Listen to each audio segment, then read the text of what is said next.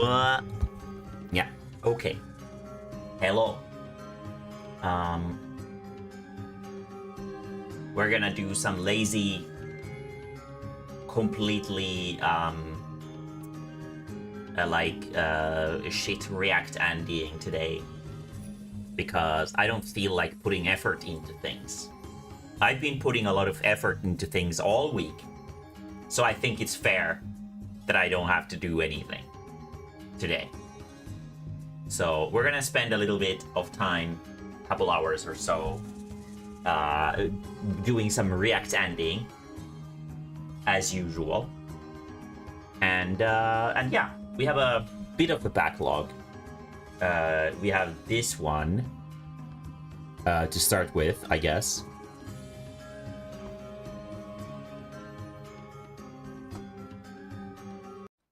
The Fantastic World of Monster Fuckers.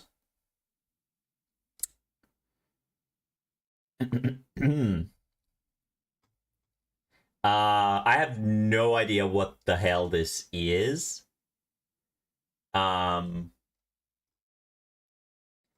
So I guess we'll just figure it out. We've got a few videos to go through, from monster fucking to robots to end of the world, and so on and so forth. But yeah,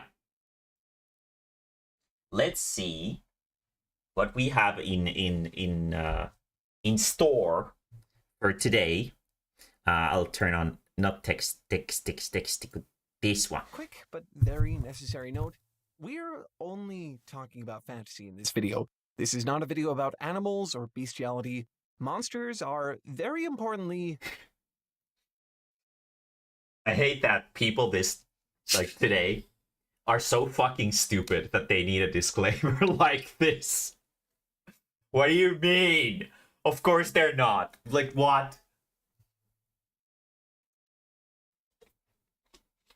Should I put a disclaimer for you guys in the beginning of each chapter of Threesome Therapy? That says, like, okay guys, don't be scared. Miyuki's dick isn't real. Like, what do you want me to... Fuck, that's so stupid. Okay, let me activate one of my candles. There we go. Mood lighting. There we go. And let's get to this. Already getting a weird ass disclaimer immediately as soon as it has started, which is kind of makes me nervous, but we'll see. Not real. We are only talking about fictional sentient beings here, not animals and not analogs for animals. Okay? Okay. Fuck. Today, I found this. A post to r/hearmeoutbro about Tailbot from Tail Foundry. I always knew this day would come. I've seen the kind of fan art you people make. It's really not news, is it? Like, I'm really not surprised by this. Hear Me Out is such a popular exercise. He looks like it's Robbie. Just part of language at this From point. You Tropical expect Abyss to see this kind of thing on the internet. What I didn't expect was to be so fascinated by it. After I found this post, I did a little bit of digging, like I tend to do. Did you know that there's an entire subculture around this? I don't mean like a subreddit or a Discord server. I mean a serious... What do we mean by this? Like, Rule 34? Is he seriously discovering that Rule 34 is a thing? Bro. Bro, you haven't been in the internet for, like... Capital C culture, which you would never know by the epithet they themselves have adopted. They're not just people memeing on the internet. They're not just horny fans of a fictional character. No, they're monster fuckers. That is what they call themselves. Part of the... That's just horny people online. That's not some special thing, okay? That's not some special... Just because you're horny doesn't make you special. Everyone's fucking horny. God damn it. The reason I feel really compelled to talk about this is because it's not really a niche thing anymore. it has entered fully into the popular consciousness. You may have noticed that the monster romance genre is having a bit of a moment right now. You'll find steamy paperbacks about monsters in your local bookstores right there on display out in the open. Robert Eggers' Nosferatu and Guillermo del Toro's The Shape of Water are big-budget cinematic masterpieces that feature monster fucking as a major plot point. That hear me out trend where people compare their weirdest fictional crushes blew up last year. You might remember all the cakes.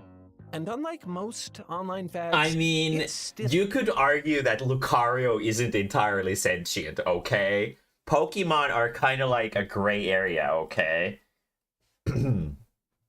I don't know about that, bro. Also, this looks like a child. Fuck. I don't know the character, like, fucking hell. Still going strong. I'm making this sound like it's all some new thing. It's not, of course. If you look, you'll see it goes back a very, very long time. Demon lovers, seductive sirens, Beauty and the Beast. Monster fucking is just as popular and just as ubiquitous as the monsters themselves. For every person who finds one scary, there's another who finds it very much the opposite. That's because people can sometimes cope with scary things by getting horny over them. Very mysterious. It's almost like Mae-mae has talked about it. This very topic in like one of her panels and stuff. I think probably multiple panels. Probably multiple panels, to be fair. Often both at once. Until now, I just kind of thought this was all a joke. It seems that way from the outside. Most conversation about monster fucking kind of is, even among the monster fuckers themselves. But it turns out, the actual act of fucking a monster isn't really the thing here.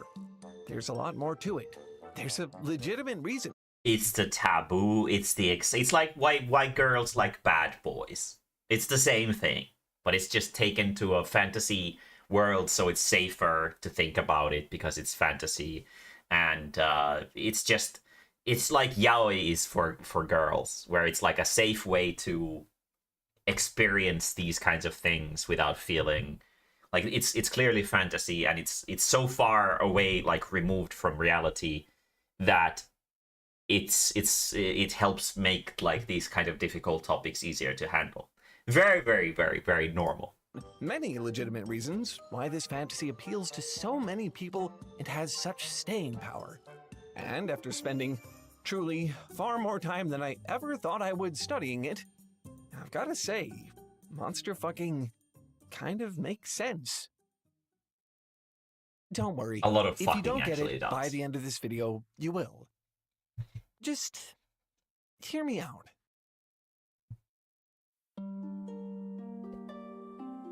Goddamn, high budget. Holy shit. Oh, he's got 1.3 million subscribers. Okay, that makes sense. Super, super nice though.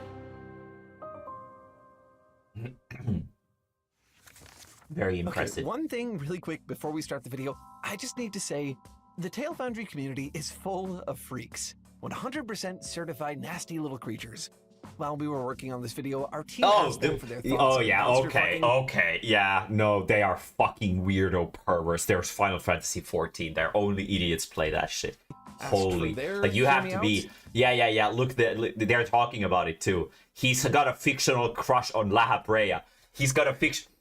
These people are sick. They make me sick. You only play Final Fantasy 14 because there's nothing else to play. Okay, that's why you play Final Fantasy 14. God damn.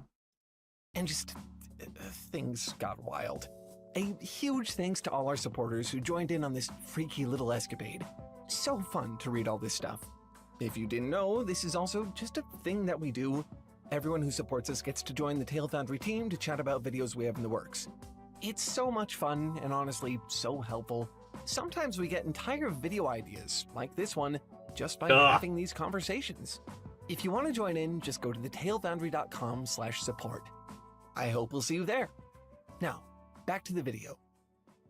That was a pretty sneaky. A while back, we conducted a that was a pretty sneaky, like, subscribe to my Patreon kind of thing, wasn't it? He never mentioned that. He only talked about the good parts of the community. he never mentioned that this is a paid thing that he's probably marketing. And then he just dropped a link that says support. The support means pay these days. Support, if it says support, it means pay. Very smart. I should do that too. Would you like to support me? Yeah. That sounds pretty good. Survey that I think some of Would you like to might support remember... me and my pictures of big penises? We have a lot of them in the community. We have a friendly community that revolves around big penis. We asked our audience which monsters they found attractive. The results were interesting. Of course, there were your typical vampires and werewolves, but a lot of you wrote down Pyramid Head, Cthulhu, the Xenomorph. You all really liked the Xenomorph. A few people even put Am in there, the evil super...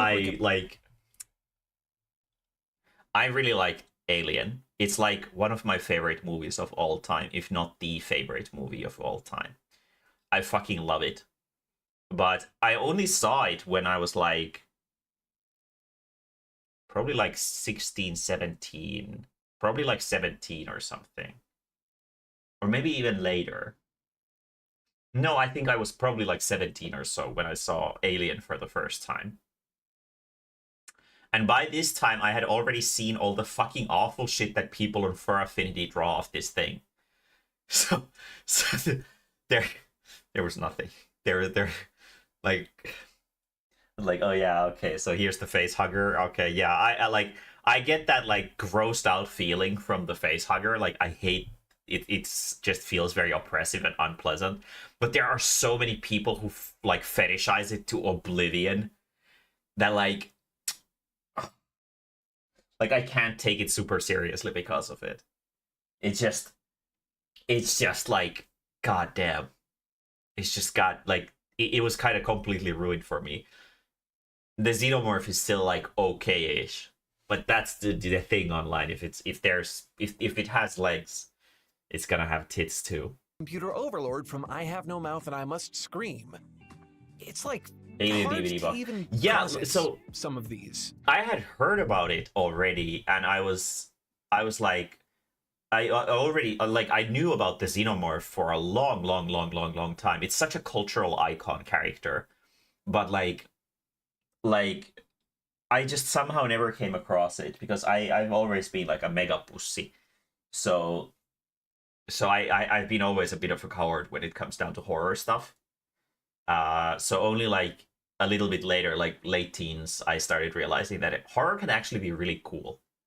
Like horror can actually be like genuinely interesting, and like the lore of like mystique and mystery is something that appeals to me a lot. Because in video games too, when it comes down to like those big open world kind of games or exploration games and stuff like that, that joy of discovery or like that solving mysteries and stuff like that, that's what really appeals to me about them. So the same thing sort of converts into horror like really well, because like the whole thing is about the mystery. If there's one thing I've learned from the monster fucker subculture, it's that there truly is someone out there for everyone. Name any monster you want. There's guaranteed to be at least one person out there who wants them.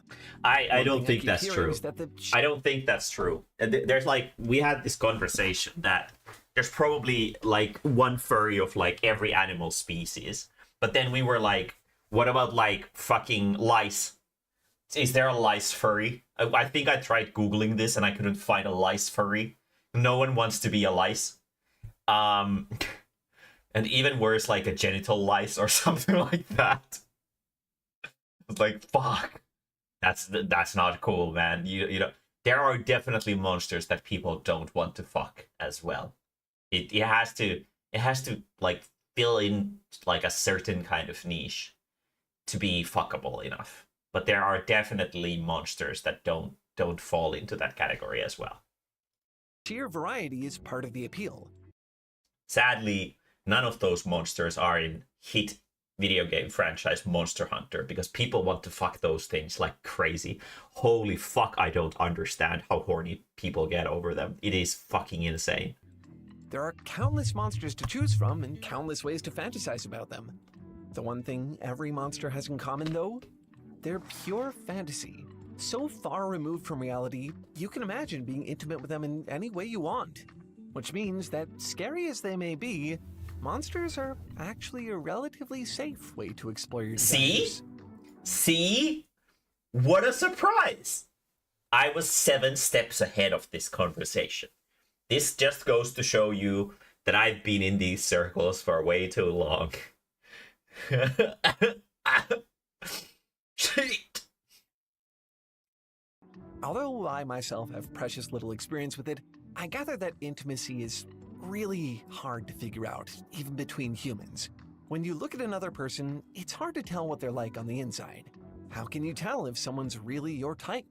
What if you fall in love with someone only to find out that... Yeah, you don't need to worry about all this pointless, like, emotional shit when your mouth is so full of minotaur cock that you're choking on it. You don't need to worry about these kinds of things. You only need to worry about breathing through your nose. Aren't who they seem to be. Monsters aren't really like that. They don't really have that much to hide. 9 times out of 10, you can look at one and... Does the donkey from Shrek count as a monster fucker? Does he count? Is he a monster fucker? I'm curious. Does he? I think he counts. I personally, in my educated state, I think he counts. I think he totally does. Immediately tell that it's a monster. They wear their fangs on the outside. When you put it like that, it almost makes them sound more approachable than people, doesn't it? Monsters only exist in your imagination. They're safe and knowable. They aren't real. In a way, I suppose you could say it's easier to fuck them. If you really want to... They're also easier to write, because you can't be criticized for, oh, the depiction of this Minotaur's mentality wasn't realistic at all. Because, like, what the fuck is a realistic depiction of a Minotaur's mentality? You can come up with the rules of this kind of stuff for yourself. So it really, like, gives way for a lot of, like, amateur writing, especially, which is what a lot of these very horny, like, books, especially for women, is that they're just people who like to write smutty nonsense, and then they get their books released and people are horny enough to read them constantly. The smut in literature is generally for women. I don't think I've encountered, like, a lot of like famous smut for men. There's a lot of famous smut for women, but not a lot of famous smut for men, which is kind of sad. Anyone who wants to fuck a dragon, yes. Okay, so he does count. Okay, good to know. Understand monster fuckers. There's one movie in particular I've heard is pretty much required viewing. It's a little 2017 flick directed by Guillermo del Toro called The Shape of Water. The film was, forgive the pun, a bit of a watershed moment for this culture. It was a piece of mainstream media that treated monster fucking as a legitimate fantasy, a mature fairy tale where the beauty gets her beast and they live happily ever after. It's not treated as a joke, for once, or as some sort of exotic fetish. It's a metaphor, and a good one. The Shape of Water is very... Yeah, but in most of these books, it is a fetish. It's not a metaphor, nor a good one. It's just horny. Interested in the concept of otherness. It's what compels the romance at the heart of the story. Eliza, a cleaning woman at the research facility where the majority of the story takes place, is mute. She's mistreated by her superiors who look down on her because she can't speak. One day, a mysterious tank arrives at the facility containing a fishman captured from the rivers of South America. He suffers cruel experiments at the hands of the Colonel, the same man who torments Eliza. From their very first meeting, Eliza and the fishman feel a sort of kinship. Neither of them can communicate with words. They both know what it's like to be the other. To Eliza, the fishman isn't a monster. He's sensitive. He's caring. He's able to look past her disability and see her for who she is. I move my mouth like him, she signs. I make no sound like him. What does that make me? A fish? They both be treated like outsiders by the rest of society, but in each other's eyes, they're just two misfits in love. I think that's why the monster romance in The Shape of Water works so well. The fishman is Eliza's fairy tale prince, gills and all. Can you breathe underwater if you can't speak? Is that how it works? She can live underwater because when you don't speak, you don't need to breathe. Is that what this is? That would be fucking hilarious if that was what this is. I don't think it is. If it's Guillermo del Toro or whoever it was, it sounded like a big name. I remember. Okay, there's some. Yeah. Okay. But he is, importantly, still a monster. I think scientifically that is okay. The story takes place in Cold War era America amid a culture of distrust in anything different. And within that context, the fishman is as different as you can possibly get. Eliza's love can't change that. Stories like The Shape of Water prove that the monster can be recontextualized into a lover while remaining a monster. Not every monster romance story is like that. The fishman feels somehow different than the monsters in, say, Monster Musume or Sucker for Love. And you could say it's... I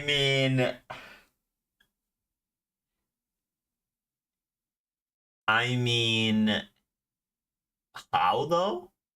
I don't know if it is. I mean, sure, it's a much more mature and thought-provoking film than those are. But, like, from what I've gathered from this explanation, he just sounds pretty much the same. An otherwise conventionally attractive anime girl. My mute friend is a great scuba diver, but he refuses to tell me if he can breathe on. Okay. We've uncovered a conspiracy, clearly. We've uncovered a conspiracy. That's what... Okay. That makes a lot of sense. Atlantis is real. They're just all mute people. All mute people are originally from no. They're the they're the descendants of Atlanteans. Mute people are descendants of Atlanteans. Okay, Mae-mae conspiracy theory, a new one has been born today. Cool. With some tentacles, horns or something. I find monster a difficult term to apply there. But I think there's something else going on here too. Something a little deeper than just the looks.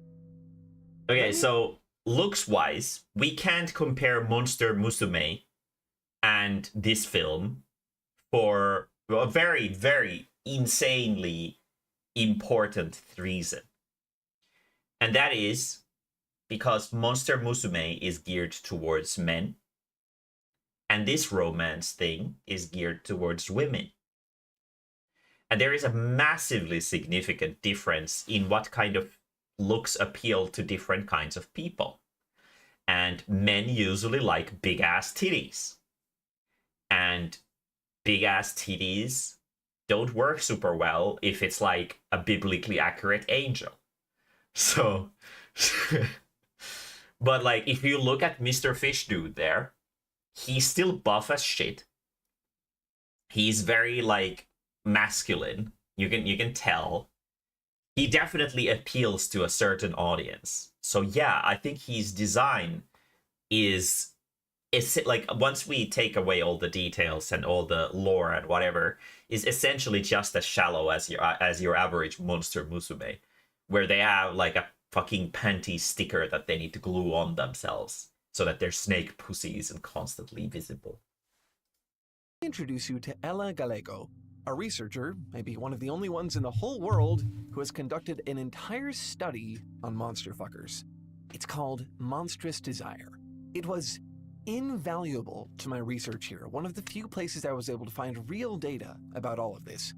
She was kind enough to talk with us a little bit about her work, and when we did, she said something that really struck a chord for me. She said that the monster is inherently on the fringes. If it loses its core trait and becomes something that's not an other, it loses what it means to be a monster. I think that's what happens in a lot of monster romance stories. Sometimes the monster, rather... You can't compare fucking Momosu to Guillermo there. But you can compare the monster design. You can compare the monster design, though. They are thirst traps, both of them. Let's be fair. They're just thirst traps for a different audience.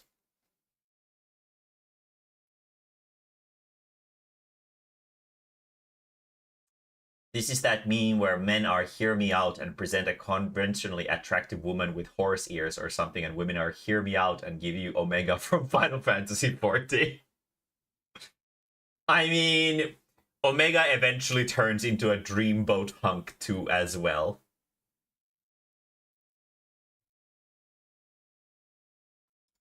And suffer in a world that doesn't want it is made to fit, made acceptable, ordinary. And then I have to wonder, if it isn't an other anymore, then what exactly is it? This is Morning Glory Milking Farm. I saw this shit. I talked about this to my mom. I was like explaining to her what Minotaur cock is. And she found it the funniest shit. Because someone posted this on my Discord server. Oh my god. Acosta, perhaps the single most analyzed book in all monster fucker media. Why? Seriously, people have written a truly shocking amount of actual academic analysis on this thing. And yes, I did read. Also, it bothers me that the Minotaur doesn't have nipples. Why doesn't he? It's a mammal. It's a mammal, so it should have nipples, right? I read the whole thing. Consider it a demonstration of my professional It was dedication. Minotaur Milking You're Farm. welcome. Morning Glory Milking Farm is a story I can only describe as incongruous. It's an erotic romance between a woman and a minotaur. In some ways, it's surprisingly aware of itself. But unlike The Shape of Water, this book is also supposed to be comfortable. To use a more academic term, cozy. The Minotaur love interest isn't really a monster at all. He's rich and attractive. People like him. He's just sort of a nice guy. Creatures like him are normal in this world. They're just people here with lives and families. The only thing that makes this particular one monstrous, really, is how he can be sexualized. Okay, He's yeah. a minotaur. He's got a huge cock. That's what it is. He's a monster because his cock is big. Okay, that makes sense. Okay, I'm on board now. He's super tall, muscular, and very well endowed. Yeah, there we Sexuality go. is Yeah, the heavenly lights appeared as soon as we talked about his penis. Very good, very good. Okay, I understand. I understand everything now. being commodified by the eponymous milking farm where he meets the female protagonist. It is shocking. So what exactly are we milking here? I really hope it's what I think it is, or otherwise I'm gonna look like a pervert. It better be milking the minotaurs, right? Actually a factory which collects, let's call it, minotaur milk. There we go. To make Okay, a sort of okay. fancy I'm not a Viagra. pervert. I'm not a pervert. I read the implications correctly. For humans. The love story is sort of framed as an act of rebellion against this exploitative industry. But in the end, the lovers end up thanking it for... So what, is he like a victim because his cock is getting sucked? Or what? I don't understand. I need to read this book at some point. bringing them together. That's what I mean when I say that the story is incongruous. The monster loses what it means to be a monster. Morning Glory Milking Farm intentionally flirts with themes like class, gender, and politics, but it never meaningfully addresses those issues in the way that The Shape of Water does. If it did, well, it wouldn't be so cozy anymore, would it? Yeah, it would get too I'm not close to saying home. that every monster... And a lot of these kinds of books, they are not meant for that kind of stuff. A lot of people want them to be like something that they can... They're basically like moe shit anime. They're like, no thoughts, put like all of your thoughts away, just think about Minotaur cock for a while and relax. That's generally how they are. And I totally understand. There's a big audience for this kind of stuff. story needs to be some sort of social commentary. But every monster story is, in some way, about otherness. The Shape of Water offers a way to reflect on how you might relate to that otherness. Morning Glory Milking Farm fetishizes otherness, presenting it as safe and desirable. These stories are both monster romances, but they speak to very different fantasies. It all comes down to context. Where are the monsters? And what... And let's be fair. There are those people. there are always those people in like every kind of like this kind of not morally white fandom or whatever. If there's something that they fear that they will be judged on, they will lean onto this other work that is only but then there's this one that is like talking about relevant issues and fish fucking and other important topics like that. So it might be that that's partially also a reason to why the shape of water is like a thing in this community, is because this is what they actually like, this shit. But then if someone's judging them, they're like, okay, but hear me out. Okay, but hear me out. Chotto matte. It's like when you're like me, when I draw porn. Like, I'm sure you guys have been getting your retinas bombarded by Miyuki's penis very, very much recently in the Threesome Therapy channel. And like if people are like come to me and they're like, okay, so like anime is like this, right? And I'm like, well, hear me out, okay? This is a part of it, but there's also this more intellectual side to it. It's not all penis, I swear. I've had a conversation like this many times at conventions, especially normie events like book fairs and stuff like that. So is this what anime is? And they point at like the dick only makes it better kind of sticker, and I'm like, well, this is an element to it's a very uncomfortable conversation to have every time. It's a very stupid way to start a conversation to begin with. It's like, okay, is this a good reason for me to judge people who are into this? Can I judge you for liking this? And then I'm like, okay, hold up, like the fucking Vault boy who was like, hold up. This is a part of it. And this is probably the only part that you've heard about because you're a pervert. But there is also a lot of like smarter stuff to this subculture. It's like a defense mechanism. But I will gladly accept the fact that Yuri Kumarashi is my favorite anime of all time. And it is a horny as fuck anime. But it is also very deep, I swear. It's not just about bears sucking pussy.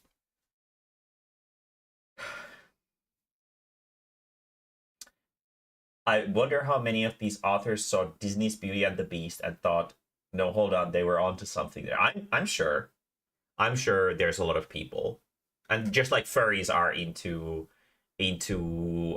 fucking Robin Hood, the furry Robin Hood. And now like this generation of furries are into that the fox from fucking, what is it called? Zootopia, I think. Is it that makes them monstrous? This is what monster fucking does. The very exercise of indulging this fantasy is, at the same time, an interrogation of your own boundaries, your experiences, the culture and the world that you live in. It's a fantasy that requires the deconstruction of those boundaries. In a very real way, monster fucking is the act of towing the line at the edge of your world, where the monsters are. I mentioned the hear me out trend earlier, the one where people compare their weirdest crushes, the cakes. Well, there's one thing I didn't mention about this trend. There's a car. And that's just how intense it can get. You'll find a lot of strong opinions out there about Licky what tongue. even counts as a hear me out at all. There's a For some, the okay. Beast from Beauty and the Beast There we is go. unconventional enough There to he is. qualify. Others will tell you that he's not that weird, and the real hear me outs are like the great ones from Bloodborne or something. There's even a side of this discourse. Yeah, but it's caressing. It's caressing him so If gently. your hear me outs are too basic, the argument goes, then you're a narrow-minded prude, or even worse, intolerant of people who are different from you. It's a lot. That's not really fair either. Like, if you want to fuck the Beast from Beauty and the Beast, you have to have a little bit of spine. You do have to have a little bit of spine to be like, if someone's like, Chotto matte, what the fuck is wrong with you? And you're gonna be like, it just do be like that sometimes. You just have to deal with. You can't accept Like the whole appeal of this thing is that you can live out these fantasies without fear of judgment in like a fantasy setting, but we don't actually live inside a fantasy setting.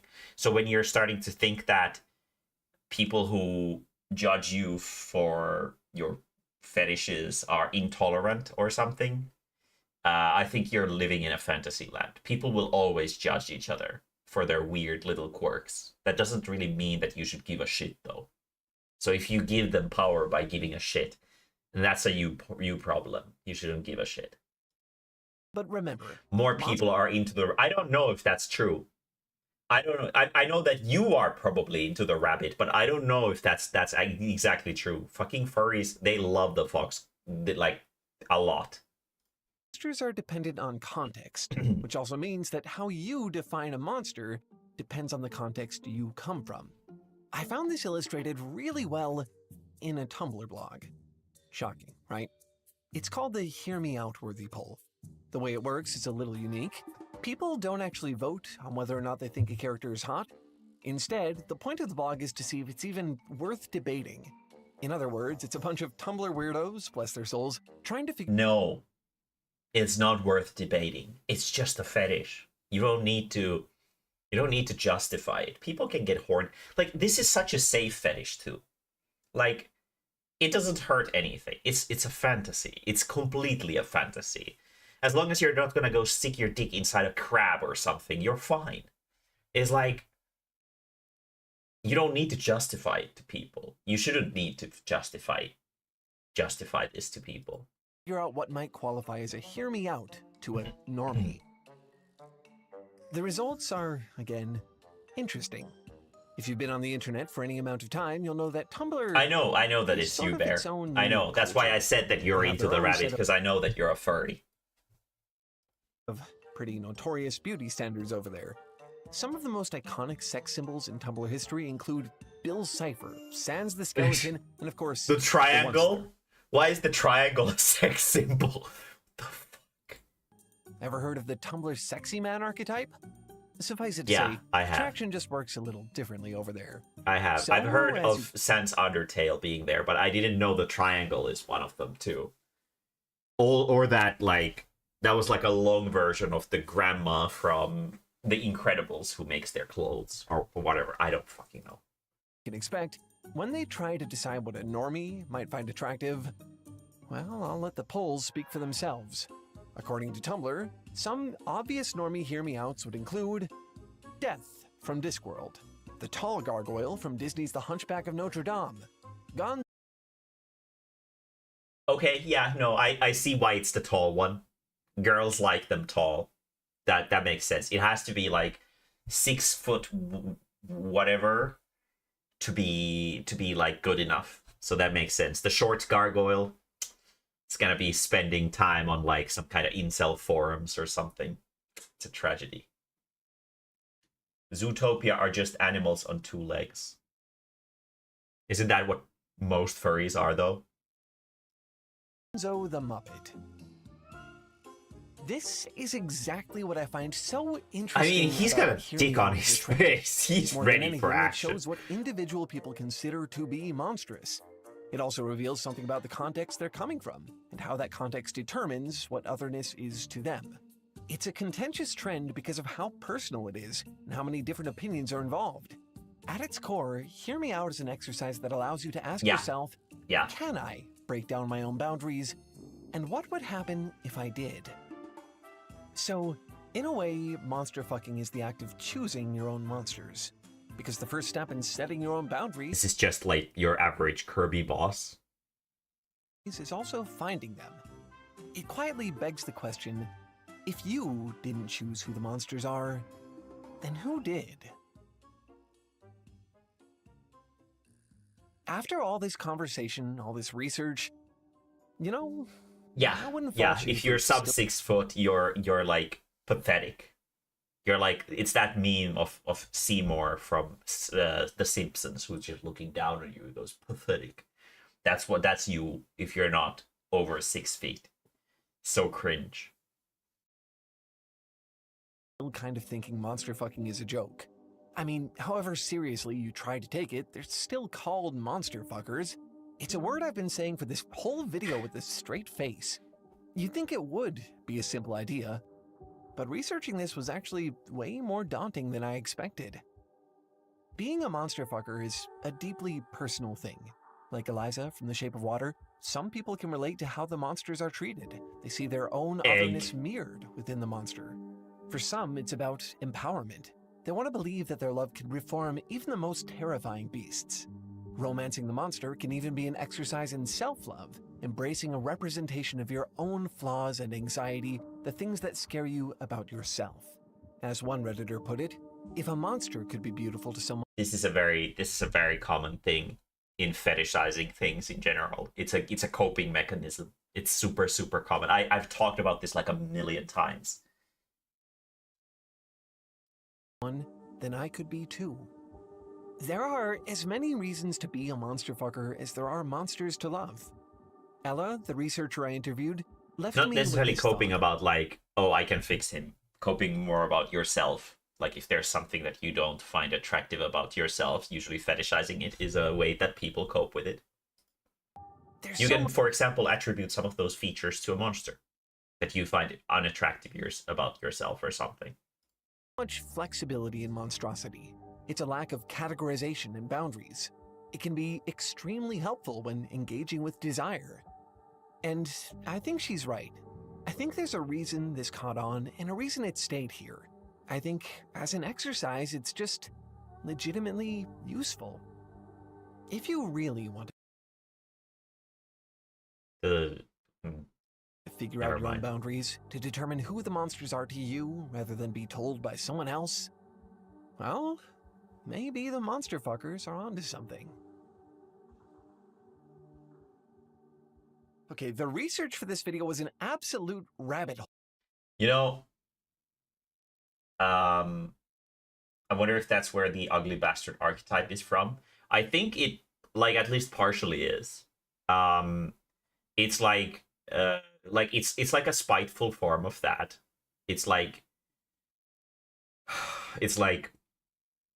people who suffer from severe issues with their self-image, especially their physical appearance. They make a character that is categorically unattractive, even more so than what they would consider themselves, and then they make some kind of porn work where that guy gets all the girls and takes them away from the handsome dudes and cucks them or whatever, and it's like empowering. It feels empowering to those who feel like they are powerless in this world that is based so heavily on physical attraction. That there is this ugly bastard, this like godlike creature who can get all the pussy of all their favorite famous characters, and they love it, even though he's not attractive. So it like, but it allows for like the kind of thinking where like, okay, so if this guy can do it, then maybe I can as well, right? Never in a million years did I think I'd be reading Morning Glory Milking Farm for a Tail Foundry video, but here we are. Honestly, it was a ton of fun, but it took a little bit of effort to stay sane during all of that. I sort of had to temper all the introspection and philosophy and taboo with something a little more concrete, something nice and direct and rational. So, I've been learning some programming on the side. If you told me a few months back... Okay, we're going to go into ad section here, I think. Yeah. Pretty interesting video. Very much in my kind of wheelbarrow. It's nice when people find these kind of in-depth videos about going into this kind of stuff, sexual psychology and stuff like that. It's pretty interesting, and they're always funny topics to talk about. Interesting topics to talk about and cover. But yeah, it was. I feel like this was a little bit like glazing, though.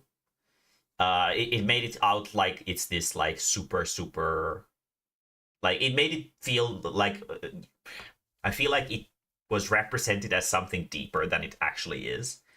There is definitely elements of depth to it, to people, for sure. But there are also just horny ass people that don't read into it like this. And those are probably the majority of people who consume this shit. So let's be fair here. Let's be fair. Well, it's not that it has to be YouTube appropriate, because this was immediately not YouTube appropriate as soon as he said fucker, like in the first 10, 30 seconds of the video, because that gets it demonetized pretty quickly. And like this guy says, you could have been a coward and said monster lovers instead, but you didn't. Good on you. Just saying swear words is enough to make it not YouTube friendly, which I'm assuming is probably an unfortunate thing. So this mostly spreads by, and you can see that the title is censored as well, but he can still say it a lot. So it was just glamorizing it, I feel, a little bit too much. There are definitely those elements to it, but that's not the case for a majority of what it is. Everything doesn't have to be super deep. Everything doesn't have to be like psychologically charged.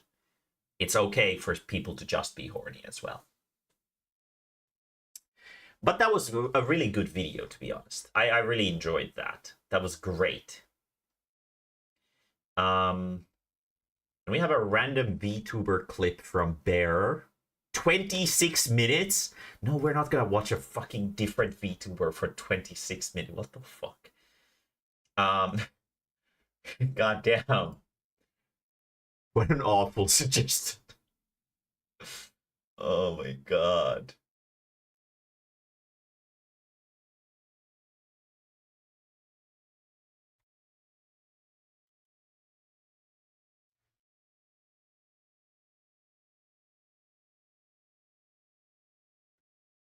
Okay.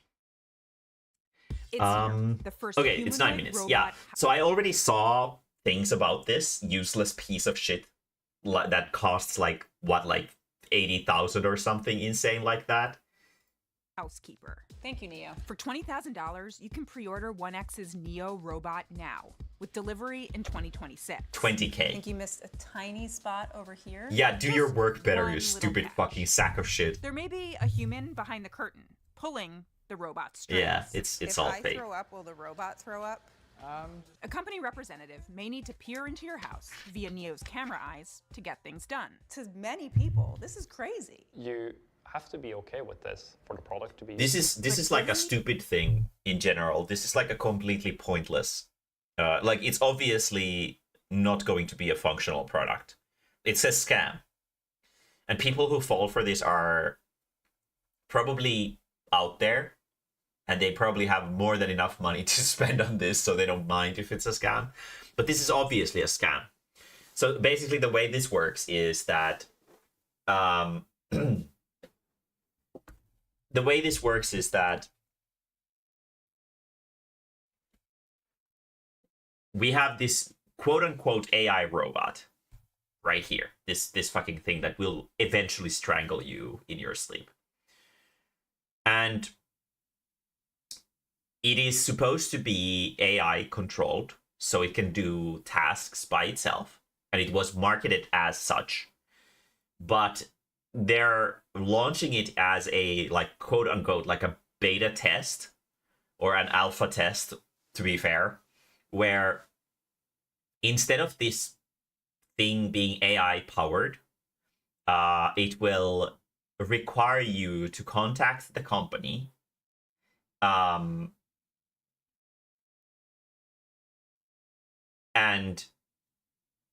then you get reserved a time during which like a company representative will take control of the robot with a VR headset like this, and they will do the tasks for you. And then the AI is supposed to use the video that it records through the eye holes as learning material. which is complete horseshit. Because let's actually think about this like realistically. Let's imagine that this is actually possible to teach the robot with the AI, like the video material as learning material. Then they would have to be able to produce a proof of concept.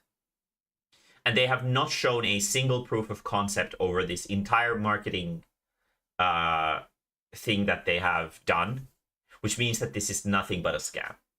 So basically what I mean is that if we would essentially create this like test space, like a super robot friendly test space, let's say there are like these big colored cubes that have different shaped objects on them, and the robot is supposed to learn how to put those objects from one thing. There's maybe a faucet that it has to turn on, and it will learn to do that thing.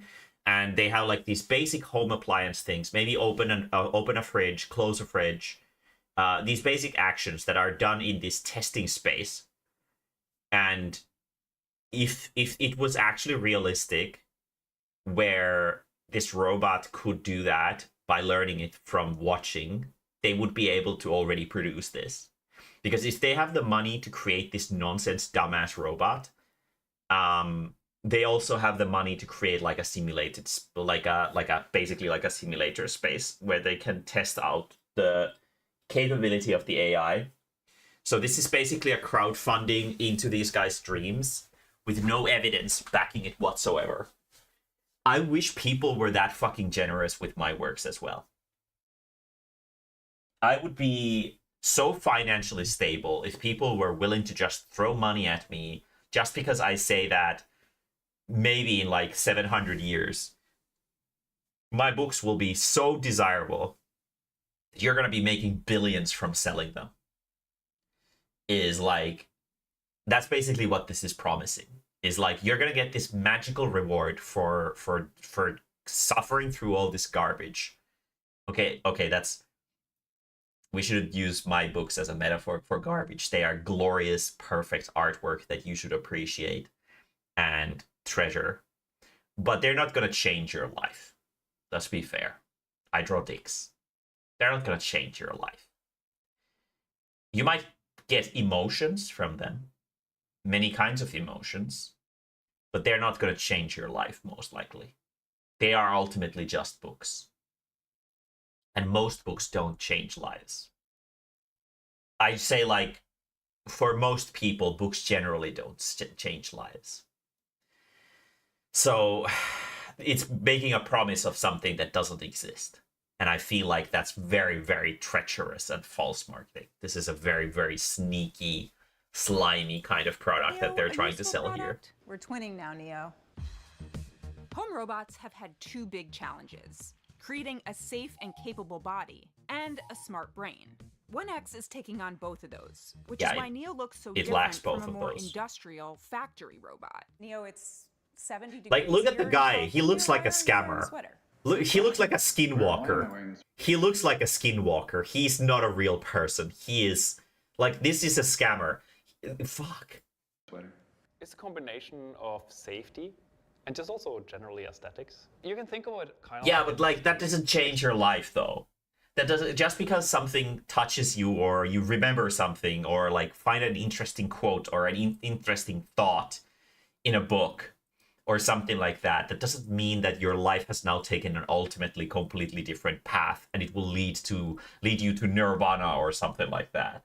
I will promise you that the metaphors that in my books will not take you to El Dorado. They will not. They might make you think a little bit differently about the world, sure. They do handle a lot of like topics of philosophy, penises, and other important things of life. But they're still not gonna like recourse your entire life. Small change. Okay. So do you want to buy the $20,000 robot? Do you want to buy? Do you trust these guys? Do you think that it will change your life for the better if you had this robot? Like, let's say you could get it for free. Would you think that it would actually work? Let's be fair here. If you had to pay 20K For Memoirs 1, would you buy it? If you had the money for it, would you buy it? You probably wouldn't. Yeah, exactly. There we go. Except if it was an actual skin, that would probably be pretty creepy. It would be creepy. It is but I fucking actually wasn't creepy. all that creeped This out is by such an awful Inside looking Neo, it thing. really starts Like, this is the with- kind of robot that you see in like a hospital based like this is like a robot that you see in like a hospital based horror game. Plus 500. God fucking damn it. I wish people would pay me 500 a month. some very, very powerful motors that we have developed here at 1X. These motors are so strong and light that instead of using the classical gears that you see in robots, we can actually pull on tendons loosely inspired by biology and muscles. This allows Neo to move around Show not us. just quietly and smoothly, but Show also us. be very, very lightweight and be very low energy. He's just talking, but he's not showing. He's just saying that they simulate muscles, but he's not actually showing what the structure is like. So I think it's probably not as fancy as he's making it out to be. just like people. That lightweight design is intended for our safety, in case the 66-pound Why does Neo have ass? Why does Neo have ass? What does the robot do with having cake? What the fuck? robot falls. Although Neo is capable of lifting up to 150 pounds, it's not as superhuman as you'd think. Crush it. It's a walnut.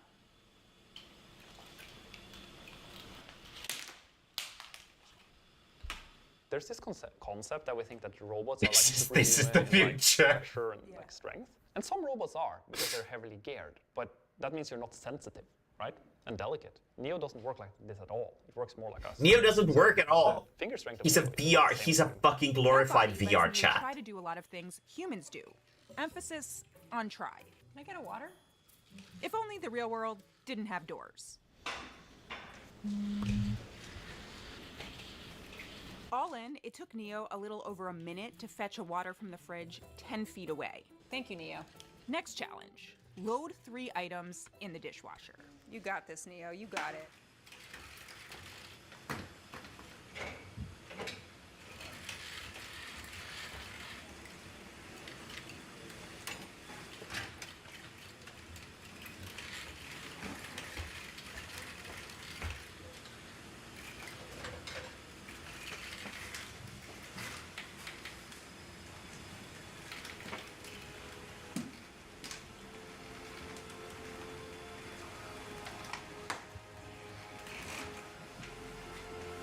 You can't even make the argument that, let's say the Neo robot, right? The Neo robot is capable of recording the signals and the like energy dispersion in its body in like numbers or something like that. So it can essentially replicate a movement exactly. If it had this property, I could see the argument that the AI just has to figure out the starting position and then it has a recorded movement that it will always play through, right? But there are a lot more variables in real life than in like video games or something stupid like that.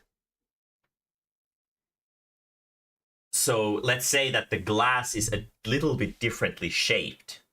You can't use the same training data for that because you need to hold it in a different manner, which means that you cannot use the recording of the like energy transfer or whatever data, the movement data essentially from the body to just replicate the action. You would have to improvise a little bit. And I don't think this shit is capable of improvising well, it's probably not capable of anything. If you really want to buy a Neo robot, okay? If you really want to buy a Neo robot, pay me 20k. Pay me 20k. I'll come like put your dishes in the dishwasher for like 3 hours and then I'm gonna go back home. If you pay me 20k, I'll do it.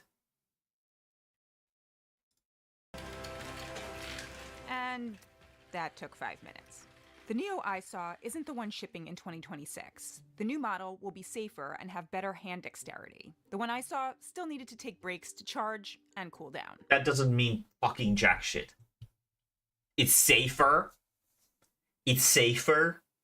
Like, That's the first priority. It's getting it to work is like the first priority. God damn. This is a piece of shit. The challenge isn't just Neo's body, it's also its brain. It's The stupid body as has shit. to perform tasks safely, but the brain needs to know how to do them on its own, without human help. But right now, everything I saw Neo do was guided by a skilled pilot. Teleoperation is essentially when there is a human in the loop. And who is the voice I'm hearing right now of Neo? Hi, I am a remote operator in a different room in the building. And what's your name? Yeah, look at his smile. Look at his smile. This is a fucking skinwalker ass smile. Look at this. Look at this man. He is not thinking about your well-being. He is thinking about lining his pockets. He's an evil man. No, don't trust him. He's a skinwalker. God damn. Turing. What's your real name? My real name is Turing. Like that's your name on your birth certificate? Yes, it is, believe it or not. Alan Turing was, of course, the famous computer science and artificial intelligence pioneer. But this Turing, with a VR headset and controllers, was the one actually operating Neo. That is, until he handed me the controllers. I actually might throw up. I think my hand is... I have no idea where I'm facing. This is me doing the Macarena. Yeah. Ooh. Yeah, we're fine. And Neo had to go to urgent care. See you, Neo. Why does Neo need to be operated like this in the first place? Because its brain, aka an AI neural network, needs to learn from more real-world experience. The videos of the robot... You could generate this fucking real-world experience with AI, too. You could just generate AI videos of it doing this shit. Why aren't they doing that? Things via teleoperation become the training data to make the AI model smarter. That's why one That's so fake. Neo in the home It's not becoming any smarter. If it was capable of becoming smarter, they would already have some, If you buy this like, product, proof of it is because concept. you're okay with that social contract. If we don't have your data, we can't make the product better. I'm a big fan Yeah, you of can. what I call like... You can actually make like a testing product version of it. You can absolutely do that. If you have enough money to make this garbage, then you do have enough money to make that proof of concept, which you clearly lack. Principle. And you want to do it at the expense of people, with the people paying you for essentially nothing.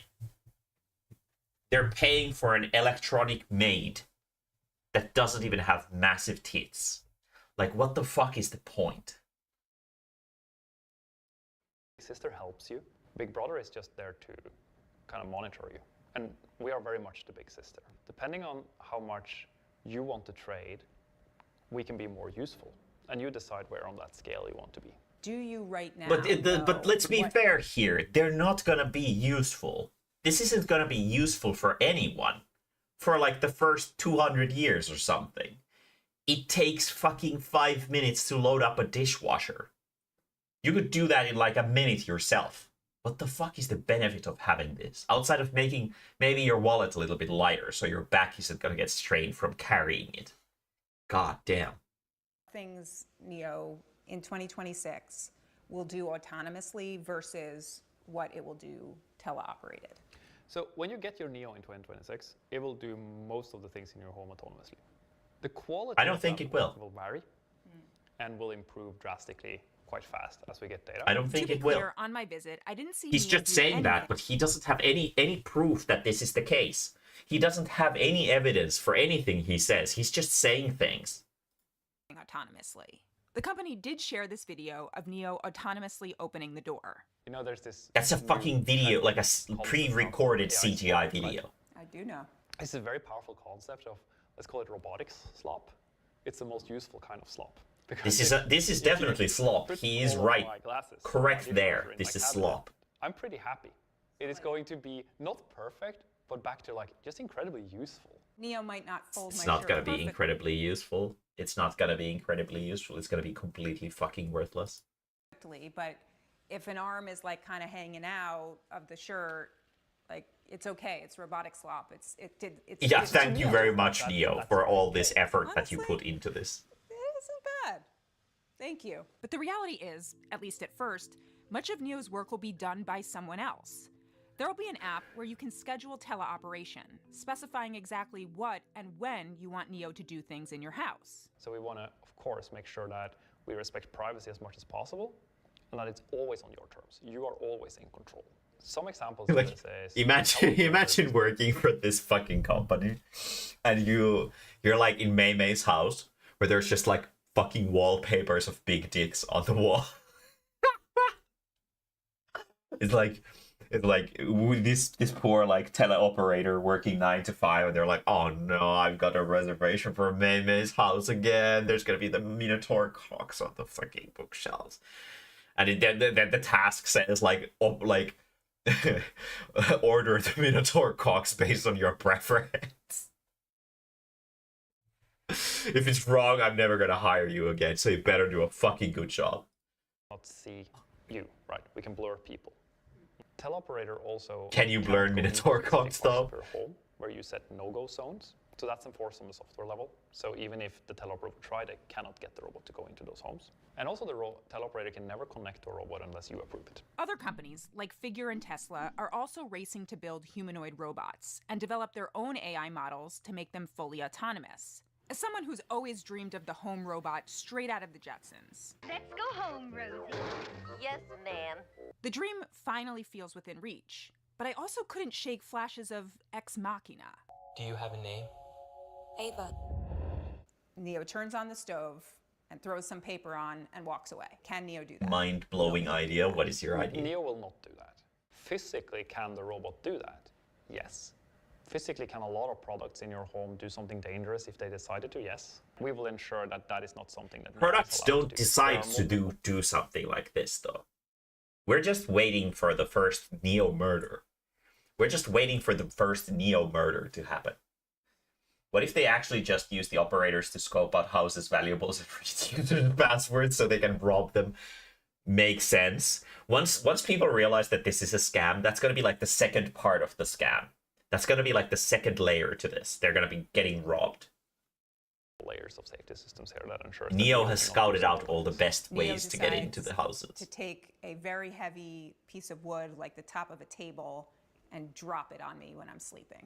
Neo will not be able to, or allowed to, it's physically capable of, but it will not be allowed to pick up something that is that heavy. So it's like things that Neo cannot do is like pick up something that is very hot, pick up something that's very heavy, pick up something that's very sharp. Nice job, Neo. High five. Nice. Oh, I'm over here. Spending the day with Neo was a bit like spending the day with a toddler learning how to do things in the world. Come on, you got more than... Oh, I'm gonna break the robot. The next few years isn't about owning a super useful robot. It's about raising one. Letting it learn from your home. Yeah, it's a 20,000 Tamagotchi. All at the expense of the privacy of your inner sanctum. Even if you think this is I wonder all if crazy, Neo can shit on your floor really signals like a it's the Tamagotchi. of physical That would AI definitely in make our it worth lives 20k. and homes. A future where we may work alongside a new kind of machine. He just said that he can't touch like hot objects. How does he define what is hot? Does he have heat sensors in him? I don't think he does. Because he was able to lift the pan. Irregardless of their age or any kind of disability. And I do hope we can give people more of their agency back and people can focus on what they actually want to do. No, like this. Actual garbage. Actual garbage.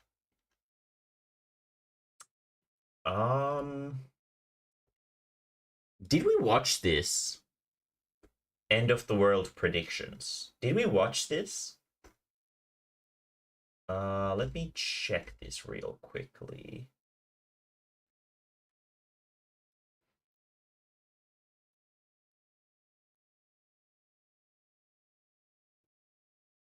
Yeah, exactly. It's like, but it's, yeah, it's fucking freaky. I don't. Yeah, it's also like just a waste of money. You should invest into Mae-mae products instead, not into that garbage. Welcome back to the Papa Beat channel. How you doing? How you doing? Coming in and sitting down because today we're going to talk about end of the world predictions. Throughout time, there has always been the prevalent belief that we are living in the end times, right? We are always living in the end times. No, actually, Endwalker already went by, so we're in Dawn Trail, so we're in the beginning times, and the story is cringe again. nationwide pandemics, or something based on religious scripture. It's always a looming fear that hangs upon many people's heads. People have predicted when the world will meet its end, even as far back as the first millennium. These predictions often resulted in a mass hysteria. And aren't they like almost always something to do with Christianity? Because Christians with like shit lives are like, okay, I wish, and like people who are really like afraid of death are like, okay, well, shit, everything's gonna end soon, so I'm gonna like tell myself that the end of the world is coming, which means that everything I believed in is real, which means that I'm not gonna be just nothing after I'm dying. Reality kind of sucks, and this is a coping mechanism. We have a lot of copium today on these videos, huh? With believers going to great lengths to prepare them. Also, just like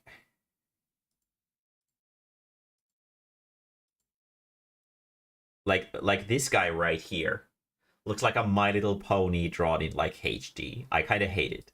Area, with believers going to great lengths to prepare themselves physically and emotionally for their final day. The most recent iteration of this endlessly recurring phenomenon can be found on TikTok, taking shape in a specific community known as Christian Talk. Yeah, what a surprise. The people who believe that in like at the world's end they will be given superiority over everyone else, want the world to end. What a surprise. God damn. Never would have expected that. The only God, the white Christian God. Jesus, blonde hair, blonde mullet, blue eyes, flip-flops, and a Dale Earnhardt tattoo. The Intimidator. Recently, there has been a ton of Christians on TikTok freaking out. Yeah, that looked like a saint. Yeah, these people look like sane people. They when people open their eyes super wide and they just stare at you like fucking like this, but they're smiling. Yeah, they're usually not fucking sane. God damn. That reminds me, I saw someone on FL with a profile who literally said something like, before anything else, I just need you to know that the world is ending in 3 months. Do you want RP though? Do you want an RP though?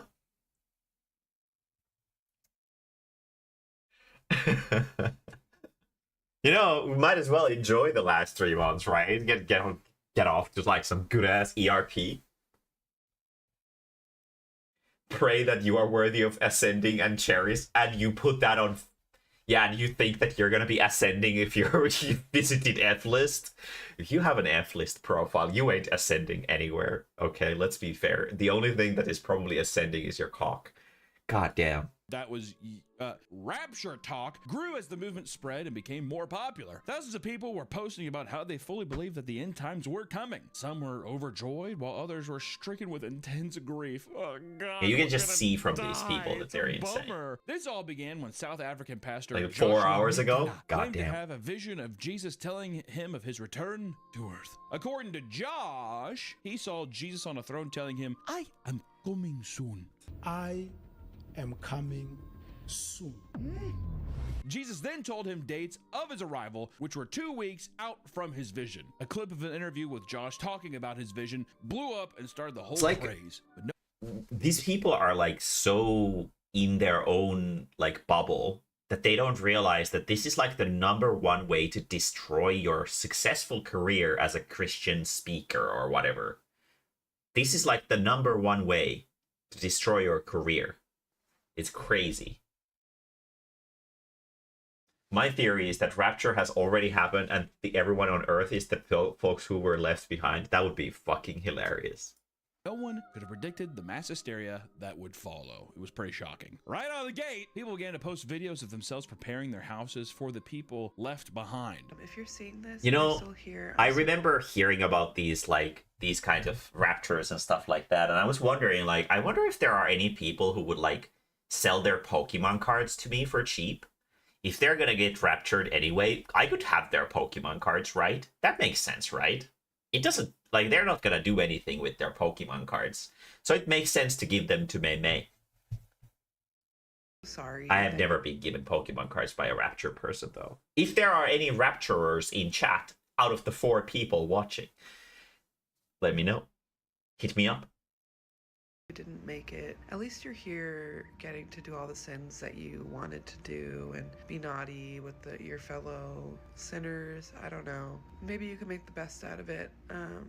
But yeah, goodbye. Yeah, if anybody's here after the rapture, because my ass is going up, I got a jacuzzi back there. Feel free to use it, bozo. One woman stocked up on candles and Bibles. I don't as think well I've as seen leaving this. behind laminated note cards of scriptures for the sinners who she believed would enter her home and probably fornicate with each other. Because what else? Oh, fuck. With hell on Fornication? No. rules. Like Jesus said, I am going to come in 2 weeks. And I'm going to Why is Jesus a Super Saiyan? the sinners and leave them. Why is Jesus Super Saiyan? Yeah, what if that was the thing? What if Joshua's right and he was like, hey, by the way, Joshua, I'm going to come in 2 weeks. I cannot wait for that day. Jesus, what? Whoa! Other believers began quitting their jobs, selling their cars, and rumors spread that some people were even selling their homes. According to one user online, her psychiatrist permanently closed That was her practice stupid because people she doing fully that. believed that the Like, rapture was even among religious people, these people who believe in this horseshit are fucking idiots. Because it specifically says in the Bible that no man has the ability to predict when the rapture happens. It specifically states that if anyone other than God is stating when the rapture happens, they're like a heretic. So everyone who believes in this shit are just heretics as well. They're idiots. coming. A psychiatrist. She completely abandoned her patients and began posting TikToks about her excitement. Hold on tight to the binders and take. I will drag them to hell with me. I will drag them to hell. If I can't have them, heaven can't have them either. That's the thing. If it's just gonna happen, you got a 2-week heads up. Take a 2 weeks vacation. See if it... No. I'm closing it down. It's the principal, Nick. Because she's like, it doesn't matter. We're free. She's letting them know too. She's making a statement, right? She's standing behind. She's staying on business. Listen, you should yourself. Yeah. No, that makes sense. Okay. Yeah, we've heard about Japanese Jesus, but I guess American Jesus is Super Saiyan. I guess Japanese Jesus is probably like they have like black hair. Should go on the tallest building. You should kill yourself. Jump off it, no fly. Big splat on ground. Hey, we just want to thank today's sponsor real quick, Starforge Systems. They hooked us up with this very it's Asmongold's penis computer and now company. I trust them. I mean, look at it. I wish I was from here. If you're looking for a new system, be sure to check out the link in the description if you want some nice, high-quality, big gaming PCs, right? I'm able to play Crysis from 2007 with max settings on this bad boy. Yeah, I bet your computer can't do that, so thank you, Starforge, for... Look at that. Isn't that just a cock? That is definitely just a cock. Thank you, Starforge. Look at that. It's a cock. It's like the star is inside the balls. Because I guess that's where all the good ideas are for. For sponsoring this video, and hey, back to the video. Since they were not expecting to be left on Earth, people began to give away all their money to random strangers. Smart. What? An Uber driver posted about how they were picking up a couple after church who were crying hysterically. And they get in my car and, they're weeping. And so I'm like, hey, is everything okay? They were like, yeah, the Lord is coming back. Jesus is coming back tomorrow. And I was like, wait, like tomorrow? They were like, yeah, I think it's like between the 23rd and the 24th. I was like, okay. They said they believed the rapture was coming the next day and wanted to bless their driver with the remaining money since they wouldn't need it. Oh, dude, that is a blessing in disguise. God, I wish I was blessed like that too. God Do you guys want to bless me with a little bit of money? I would appreciate it. Subscribe to my Patreon. It's like, you got it, dude. There's your tip, you know what I mean? So before they got out of the car, they handed their driver a huge roll of cash containing various dollar bills and coins from around the world. So it's like a bundle full of cash. Now, keep in mind, in this bundle, there's even coins in it because it was like in this like cup thingy or whatever. So there's even like euros, and I see some Canadian money in here. So there's dollars, there's hundreds, there's 20s, there's fives, like there's all the denominations inside. And this guy is a fucking dumbass too. This guy's a fucking idiot. Because like now they can associate the money chunk with a face. When you could just be like, okay, well, if they come back for the money, you could just be like, okay, well, that didn't happen. I don't know where your money went. I don't know what you're talking about. Maybe if you look for Jesus, you can find the answer. But now he's got evidence. He's got literal evidence that he was given the money. So if they ask for it back. After counting it up, it totaled to over $1,900. They also said that they were getting together in their neighborhood to discuss giving away their homes and more of their money. He's like, could you give me your address? Tell me the time. Yeah, for that. exactly. I would love to know the exact time and place for that. Hold on. Jesus is giving me another message. You should open up your garage door and let this man live in the basement, free of charge. Okay, Jesus. All right, you're coming home with us. Who knows? Jesus works in mysterious ways. I was gonna say, this sounds... Okay, here's the thing. I think Jesus was pulling a prank. I think he... Haha, Joshua. Knock, knock. It's me, Jesus. I was kidding the whole time. Practical joke on Joshua. But here's the thing, I didn't joke about Joshua. There he's come all over my feet and my legs. Like I said, that would happen 2 weeks ago. Oh, Jesus, you're gone done pulled the prank on me. Jesus is coming. It's like Jamaica. All right. Another person received a $300 tip from a woman who was overly generous for the same reason. Their coworker also received a $777 from the same woman, but after the rapture failed to happen, she came back demanding the money. That's not. That's exactly what I meant. That's exactly what I meant. You can't leave evidence. You cannot leave evidence so that they will learn. They will learn from this mistake. Don't trust in these heretics. They just exploit your faith in order to gain fame or money or something like that. It is just exploitation. Lady, not every Christian believed in this, as many were trying to tell the others that this is literally stated in the Bible that only God knows when the rapture is coming. Yeah, but Jesus told Joshua, Joshua, it's me, Jesus, again. I'm being for real this time. Oh, Jesus, I am not listening to you. Jesus, I cannot listen anymore. The people are mad. I feel like I had like a really good like African thing going at the beginning and then it slipped away. Others pointed out that people have been predicting the rapture since the 1800s and would always try and convince people to worry about the next upcoming final day, right? This one's not, just worry about the next one. However, the 23rd and 24th came and went. Nobody was called up for the pearly gates and everyone went about their day as usual. Some who believe the hoax... Like, imagine what the conversation is like in people, like groups like this, when they're going home. They didn't get raptured. Well, hey, I'm not exploiting anyone, okay? I'm just being honest. I like money. I like your money. You should give it to me. You're gonna get pictures of penises in exchange. I am clearly stating all the terms of this exchange. I'm not being deceitful. I'm just saying that this is a better investment for money because literally anything is better than putting it into this fucking crap. It said it was actually next year or a few years down the road or maybe a couple more years. Yeah, no, of course you have to be outside when the rapture is happening or you're gonna get bonked by the ceiling. I apologize for everything. Oh, God. Why did I do that? It was not even Jesus who called to me. It was my mom. Can a brother make a mistake? Yeah, well, let's go back in time and take a look at other historic houses are Satan's trap by William for people. Miller. Looks a little haunting. William, you know, if he said anything to me, I'd be like, okay, William, the world's gonna end tomorrow. Face.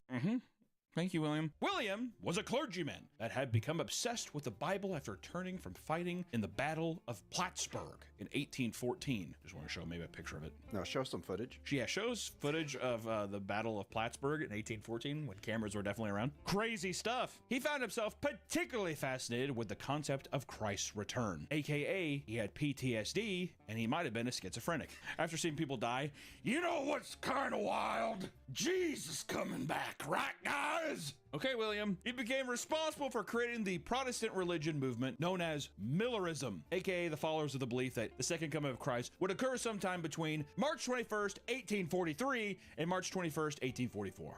In that realm, right? His movement became popular, amassing an estimated 100,000 followers that were convinced that the world was nearing its end. That guy looked like Humpty Dumpty if he was a human. They were strong in their beliefs despite being ridiculed and harassed by their peers. Once I asked a religious guy in school, if Jesus can walk on water, how did he not trip on the waves? And he told me it's blasphemic to question the Lord. I mean, let's be fair.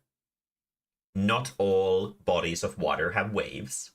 there can be moments of calm, even in like lakes or ponds and stuff like that, if it's not windy.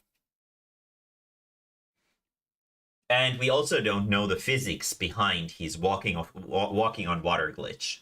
It could be that there is like a force field that is created on the surface of the water. So then, even though he touches, so it's not that the water is solid for him. It's simply just that there's a thin layer of like a force field underneath the surface of the water. So he's actually walking on that power field instead of the water itself. We need to look into what the power of Jesus comes from, like what his stats are. Which, dude, for those 3 decades, you must have been living so tall. Keep it counting, boys. Oh, you guys don't know what the fuck you're talking about. Uh-huh. Yeah. This is like a common theme with all of these. They get it wrong. They're like, no, wait, it's the other date. Because you're delusional. Because they believe it, and then they're like, oh, it was probably a mix-up. You put your whole belief system in that. It's really quite sad, Nick. During one event, William was egged by an audience member during one of his speeches, and I bet that sent him over the edge. In the span of just a few years, people prepared for this event by selling most of their belongings and turning their backs on their responsibilities. By March 21st, 1844, nothing had happened. The date would be moved to April 18th, only for it to fail once more. The last date proposed by William was October he had the water walking 22nd. potion. On the day of, tons of people still believed in William. They put on their white ascension robes and climbed to the highest places available to them. Yeah, see? The second coming. They all think that they're gonna get ascended, like because they're gonna get ascended. Like they even to heaven, they need to be first. So when you're closer to heaven, you're gonna go faster if you're close, like on the high spot. So people who are visiting like the Eiffel Tower are gonna get to heaven first when rapture actually comes.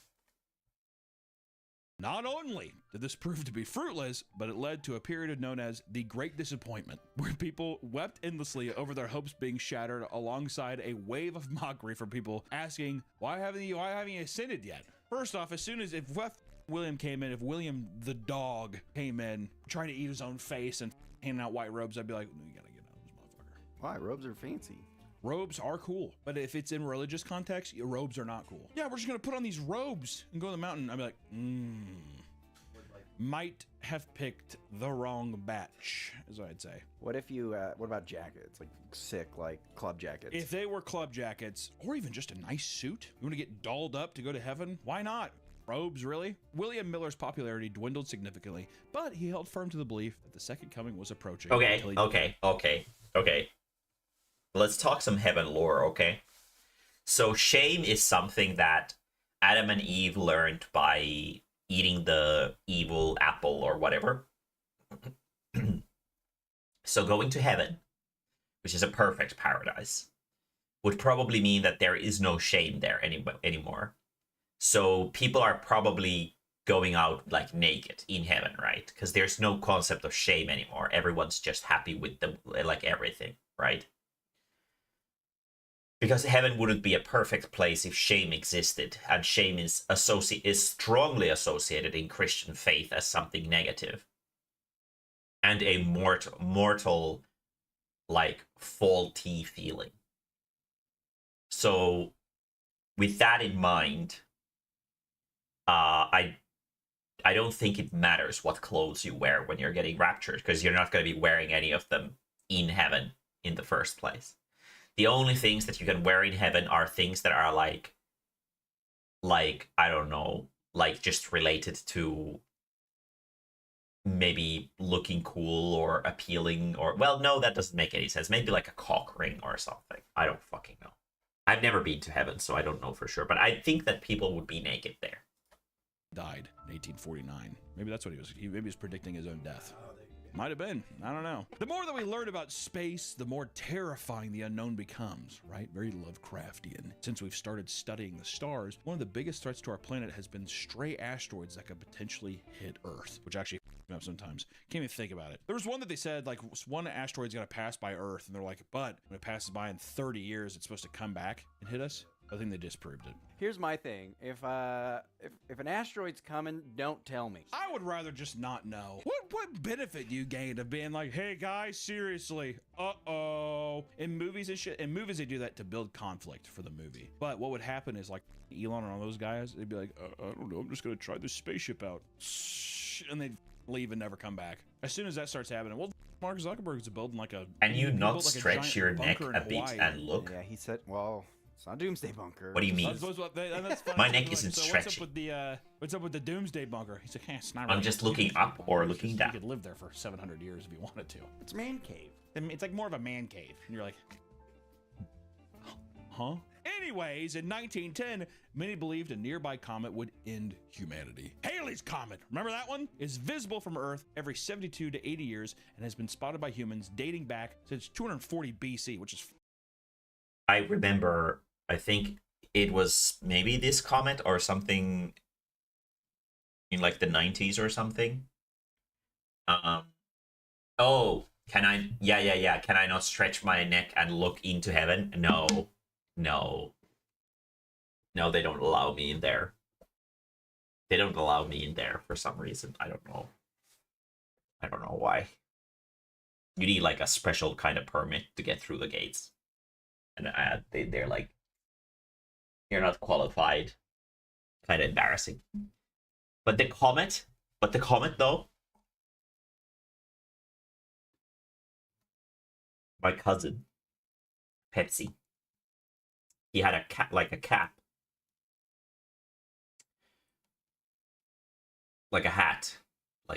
cap kind of hat that had like a super long, like the what's it called, the sun blocking portion of the cap, the thing that expands over your forehead, and it was apparently some kind of celebratory item for that big comet thing. And I wanted a stupid hat with a very long like thing on the front when I was a kid. I was obsessed with like weird shit when I was a kid, just like I am today, I guess. I just moved on to different weird shit. And God, that big hat, that was a good hat, but I never got one because I was too young for the comet. Crazy. I mean, go somewhere else. Hello. Scientists had predicted that 1910 would be the next time it passes Earth and observed the comet flying by using a spectrograph. This new technology allowed astronomers to view the chemical composition of the comet, and to their horror, they discovered its tail that was made of cyanogen gas, which is extremely toxic. Oh, shit. After publishing the report, a French reporter put out an article discussing their findings, but also included a line saying the gas from the comet could, quote, impregnate the atmosphere and possibly snuff out all life on the planet. I mean, that's one way of putting it.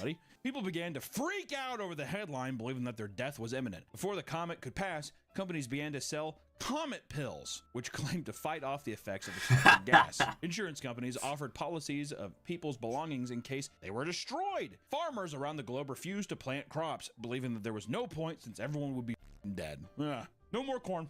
I'm done with corn. Others locked themselves inside their homes, while others fled to the caves and sealed themselves deep underground, which I'm pretty sure is partially some of the inspiration for Fallout. Oh. There you go.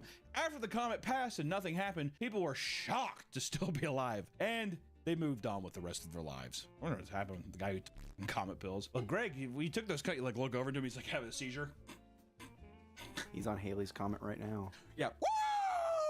In 1993, former sociology professor Hon Ming Chen had created a Taiwanese cult named God's Salvation Church. It had also referred to itself as Chen Dao, or True Way, as well as God Saves the Earth Flying Saucer Foundation. This is like the thing from The Simpsons when they had the barn with the UFO. Most. God Saves the Earth Flying Saucer Foundation. It was a belief system that was a mix of various religions and other Western cult-like beliefs, like the acceptance of alien intervention, right? You see a lot of that with Heaven's Gate. Kind of became a big thing in the 70s and kind of evolved over time. He claimed that the second coming of Christ would occur in 1999, with God revealing himself from a spaceship disguised as clouds that would take his followers up to heaven. That'd be sick. He claimed that he could talk to the gods and receive their wisdom through golden balls that he could see traveling across the sky. Of course, salvation was not free. It was reported that Qin charged $60,000 to join Qin Tao and another $30,000 to board their spaceship. He's like, you keep it under 100. They won't be suspicious. Mind games. Exactly. It's all here. He convinced 140 dedicated members to sell all their belongings and move to California in 1995 after changing his mind about where the historic event would take place. This changed after followers witnessed the numbers 007 written in the clouds, which was interpreted as a sign that they must James Bond headquarters elsewhere. AKA, there was probably a 007 convention happening around. They're like, oh, Colorado, we gotta go. Despite the fact that this was actually just a marketing stunt to advertise the to advertise the 1997 James Bond movie Tomorrow Imagine Never Dies. being that's like having Texas. such an Apparently, origin story for your cult. Chin thought saying Garland really fast sounded like Godland. From what Master Chin says, Garland sounds like Godland, and apparently thousands of years ago, God was here and they were told to return here. Garland. What's that sound like? Can I do that accent, or is that a problem? I think it's fine. All right. Chin had guaranteed on his own life that God would make his appearance in Texas, of all places. Not a bad bet. You're in good company in Texas saying that kind of shit. Where would God go first? Everyone's like, probably fucking Texas. Probably fucking Texas. Yeah, Texas is probably the first place where God would go. That makes sense. Avenue, soon handing out flyers to its other inhabitants on bicycles in order to thank them for tolerating their activity in the neighborhood as well as their magnanimous acceptance. Trying to win people over. He's like, more money. Garland, we kind of weird. See a ball in sky. Garland, what's that sound like to you? Like, what? Garland, what's it sound like? Rhetorical. Don't talk. I talk you don't talk back. They would wear all white outfits and cowboy hats. Awesome. That is so sick. Why do they all have like this fucking character design trait? Why do they all have this like stupid character design trait to differentiate them from other cults? Can't they just all be like, okay, if we're cultists, we're gonna wear this crap, okay? Of a strange cult. Some claim they were friendly and that their beliefs were simply amusing to them. AKA, they're like, look, they look funny. What do you guys happen? Be alien. You don't talk to them. We cowboy now. Right, oh, okay, you are funny as man. That is awesome. They claim that on the 25th, just days before, God would show himself on Channel 18 across every television set in the country, taking on Chin's exact appearance. But what if you're not watching Channel 18? Do you not go to heaven? Man Chin's not on there yet. And according to his own philosophy and preachings that we've heard, he's a phony. He knew he had an interview coming. I don't know. From there, God would then help people survive a nuclear apocalypse that would occur in 1999. It would bring people to a specific rendezvous point on the shores of Lake Michigan, where flying saucers would take them to heaven after potentially stopping briefly on planet Mars, of course. And people in the neighborhood feared that the group would end up committing a massacre because, you know, Heaven's Gate. March 31st rolled around and still nothing happened. Chin approached a crowd of reporters and stated that he must have misinterpreted God's message. He stated that his remaining followers would once again relocate to New York. A large majority of them gave up on Chin 2 entirely and began the process of moving. Yeah, we got some snow as well. He but told everyone that he would punish himself by giving everyone in the crowd the next 10 minutes to either crucify or stone him to death, which nobody took him up on. From there, Chin Tao's numbers were severely reduced, and the group faded into obscurity by the early 2000s. What a surprise. He might even still be out there. I hope they crucified him. What if one guy's like, I will? He's like, wait 1 second. Honestly surprised that in a cult there's not one person who's psychotic enough to be like, oh yeah, let's do this. And it wasn't too long ago that people thought computers were going to end the world. There still exists a general state of either denial, complacency, or even apathy about both the reality and the potential effects of Y2K. The year is 1999, and a lot of people are getting ready to celebrate the new millennium. However, not everyone's excited.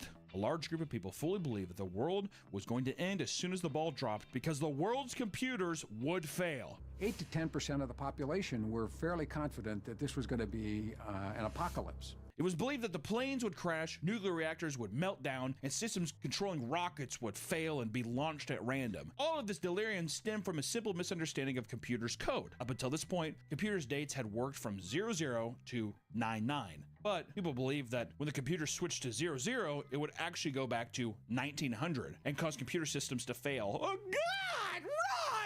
prepare for this. This is such a stupid fucking belief. Believing that electronic banking would fall apart and destroy them financially. Businesses like Best Buy and Radio Shack warned people to turn off their computers so they wouldn't be messed with. Time switch. And others built bunkers and stocked up supplies. On New Year's Day, all the computers switched over and there were minor crashes. Various ATMs were temporarily down and I remember the year, like the year 2000, when the fucking new year came. Also, this doesn't, like, fuck. I remember, because it was a special thing. There was a millennium. It was a millennium, and everyone called it the millennium, and I had no fucking idea what any of that meant. We went out to shoot some rockets, and I think I remember that there was supposed to be, like, some big kind of party or something, but I was so tired that I just went to bed. And next morning, I watched Pokemon on the TV or something. Technicians built patches for the Y2K error, of course, yeah. Stoplights occasionally stopped. They saved the universe. Random databases went down. No major computer system failed, and all seemed to be normal. Out What of a all surprise. the crises, nobody died. Though a 104-year-old woman was invited to join a preschool because the system believed she was 4. Isn't that cute? That's awesome. If you're watching this, chances are the most memorable end of the world prediction from your lifetime is the 2012 phenomenon. For people that don't remember this, or if you're too young or whatever, let me just tell you, when I was a kid, the 2012 thing, people were actually afraid of 2012. They were really afraid.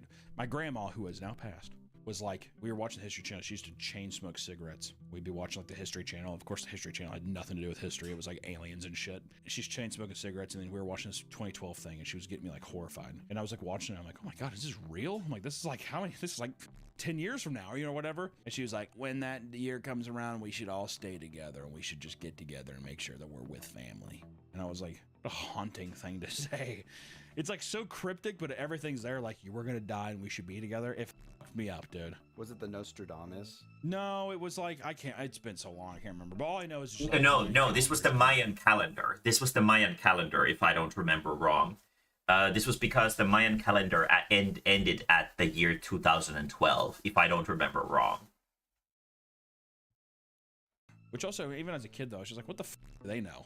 And she was like, well, the Mayans. I'm like, who cares about the Mayans? The fuck, maybe they ran out of stone.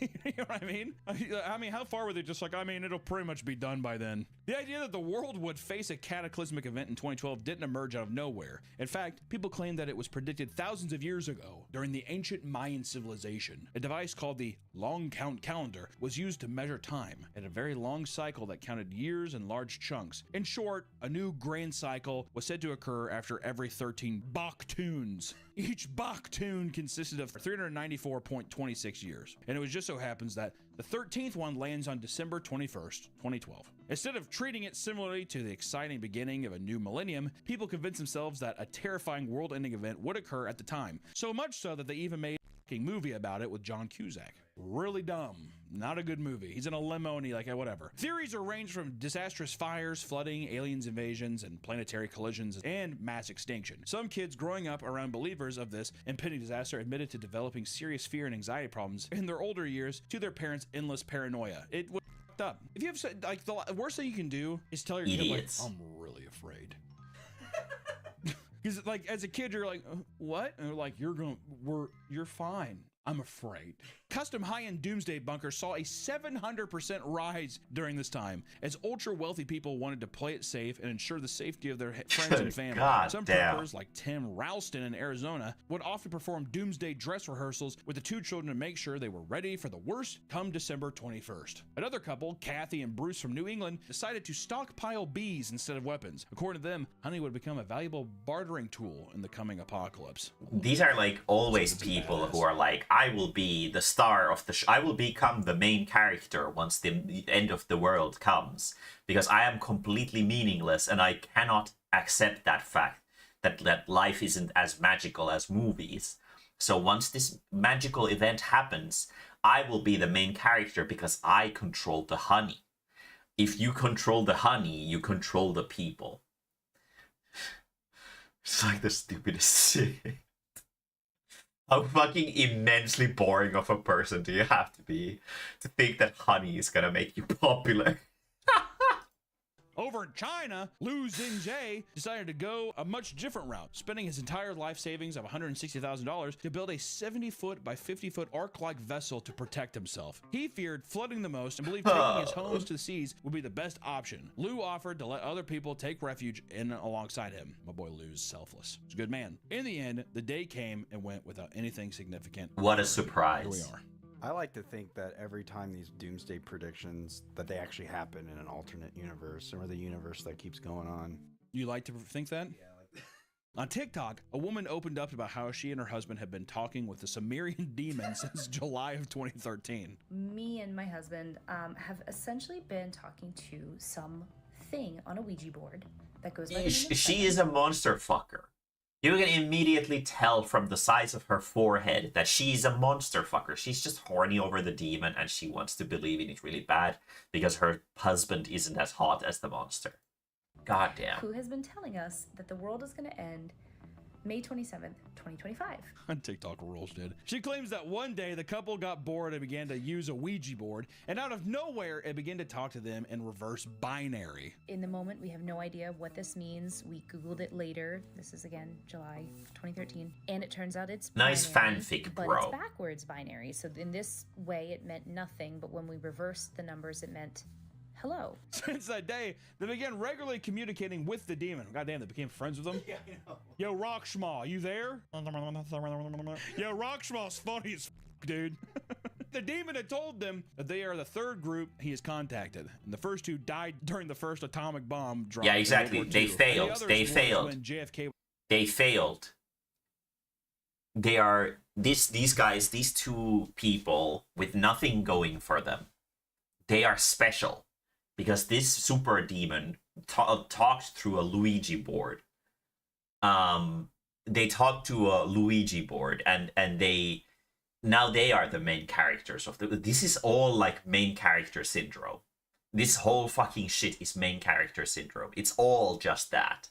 It's just people thinking they're more important or wanting to be more important than they actually are. It's very, very sad. Was assassinated. So the demon contacted JFK. Eventually, it revealed that the world would end on May 27th, 2025, and repeatedly told them to climb the mountain or return to the mountain in Sumerian. She said that they revealed the secret to close friends and strangers once they were drunk. We have shared this with people. They either kind of wave it off, they're like, oh, that's cool, or they pretend, they say they're interested, but then they never really follow up. What a surprise! Have a recurring dream. What a surprise! I would be like, oh, that's interesting. If a crazy person came to tell me about their fucking demon wet dreams as well, I'd be like, oh yeah, that's interesting. I'm sorry, but the table is really busy right now, so could you move on? We can discuss this at a predetermined time in place XYZ, where I'm not going to be showing up if you would like to continue this conversation. But right now, as you can see, there's a lot of people coming to the table, so I would rather not have this conversation. There was actually someone at Helsinki Book Fair who came to tell me about their like dream demons. They were really excited about it too. And I was just like, cool. Are you gonna buy porn or not? Motherfucker didn't buy jack shit. Every 7 to 8 years, where people all around the world gather to watch as the moon turns completely black. Like the eclipse? Mm-hmm. Yeah. Not long after, large groups of alien ships fly out from behind it and start terrorizing Earth. People flee and pray as they try to survive. Eventually, the night sky is empty and blown apart. The person fully believes this is coming soon and that there have been warning signs all along. Yo, Roxas, stop that shit, bro. I'm gonna pee. A lot of people claim to have aliens in their dreams. Like one person who claimed to see a biblically accurate alien enslave the earth. Okay, first off, a biblically accurate alien. Got it. In their dream, a giant orange orb hovers over the earth, which is pulsating with plasma energy. It doesn't have eyes or anything. How do you know it's pulsating with plasma energy? How do you know it's pulsating? How do you even know what the fuck plasma energy is? But everyone on Earth felt like they were being watched. He described the being as God and explained that he knew without a doubt that the end of the world was imminent. The dream ended with the alien keeping people captive inside of a structure-like shopping mall and also abducting people and putting them into a giant orange orb. Sounds like he just wants to go to Orange Julius at the mall. Doesn't he? And I was super thirsty when I woke up. Rockshaw, stay away from me, man. Nobody truly knows when the world's going to end, and that's probably a good thing. There are scientists out there who have listed numerous ways in which the Earth could end, right? Whether it's soon or within the next 1,000 years, but so far, every single prediction has been dead wrong. The next time you hear about some crazy world-ending event, take a step back and really think about what's being said. It's probably coming from someone who's chronically online or a scam artist looking to drain you of your bank account.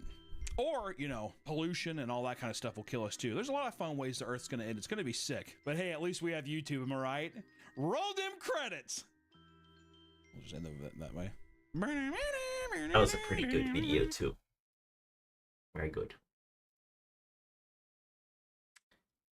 We have time for maybe one or so more. I don't want to look at the poop video. I don't like poop.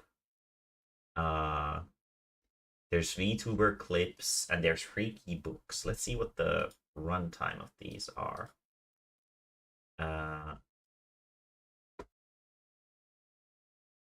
This is 16. One of my New Year's okay. And I'm a femboy. oh no, this is just a minute. This is just a minute. We can watch this and then we're gonna jump into the freaky books. I'm a femboy? Why am I a femboy? I'm a girl. Look at my curves, you know? You're a femme girl? Yes! I'm a femme girl! See? That's crazy. Dang! Ah! This is so sad. What are you talking about? What are we supposed to be seeing? There's a little... I think maybe my This person sounds like they're just an actual child. It's a little. See what? It's right there! Well, whatever. Take my word for it. This is like VR chat or something. See? She No, I got think a the little. background is static. Yeah, it's just a 3D model, yeah. Never mind. I'll kill you all. I'll kill you all in your sleep. Oh, I know. See? Ooh. Men do not have tummies. That's true. That's why I'm a girl. What? I'm going now. Huh. I'm mad at you.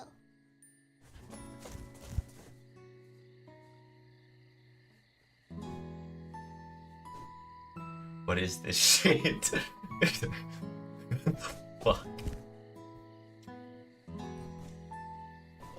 Hey, you guys go. This is my house.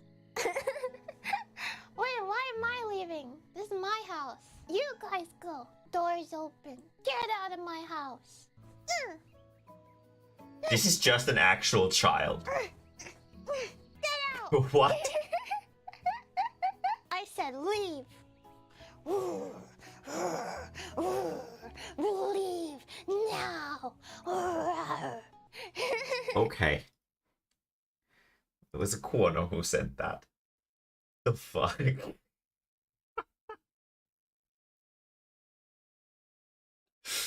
Somehow the fact that Kuono said that makes it a lot funnier. There was literally like nothing in that video. It's just a I guess a femboy being cute.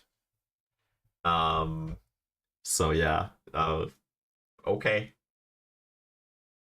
Solutions for this year is to read more books. I want to get better at my vocabulary and maybe gain new perspectives and understanding of the people and the world around me. Cause it's good to always feed your brain, and knowledge is power. But almost every book I picked up was boring. Harry Potter and the Sorcerer's Stone, wizards aren't real. Why am I reading this? The Great You should read Spicy Variant. I think there's a lot you could learn from that.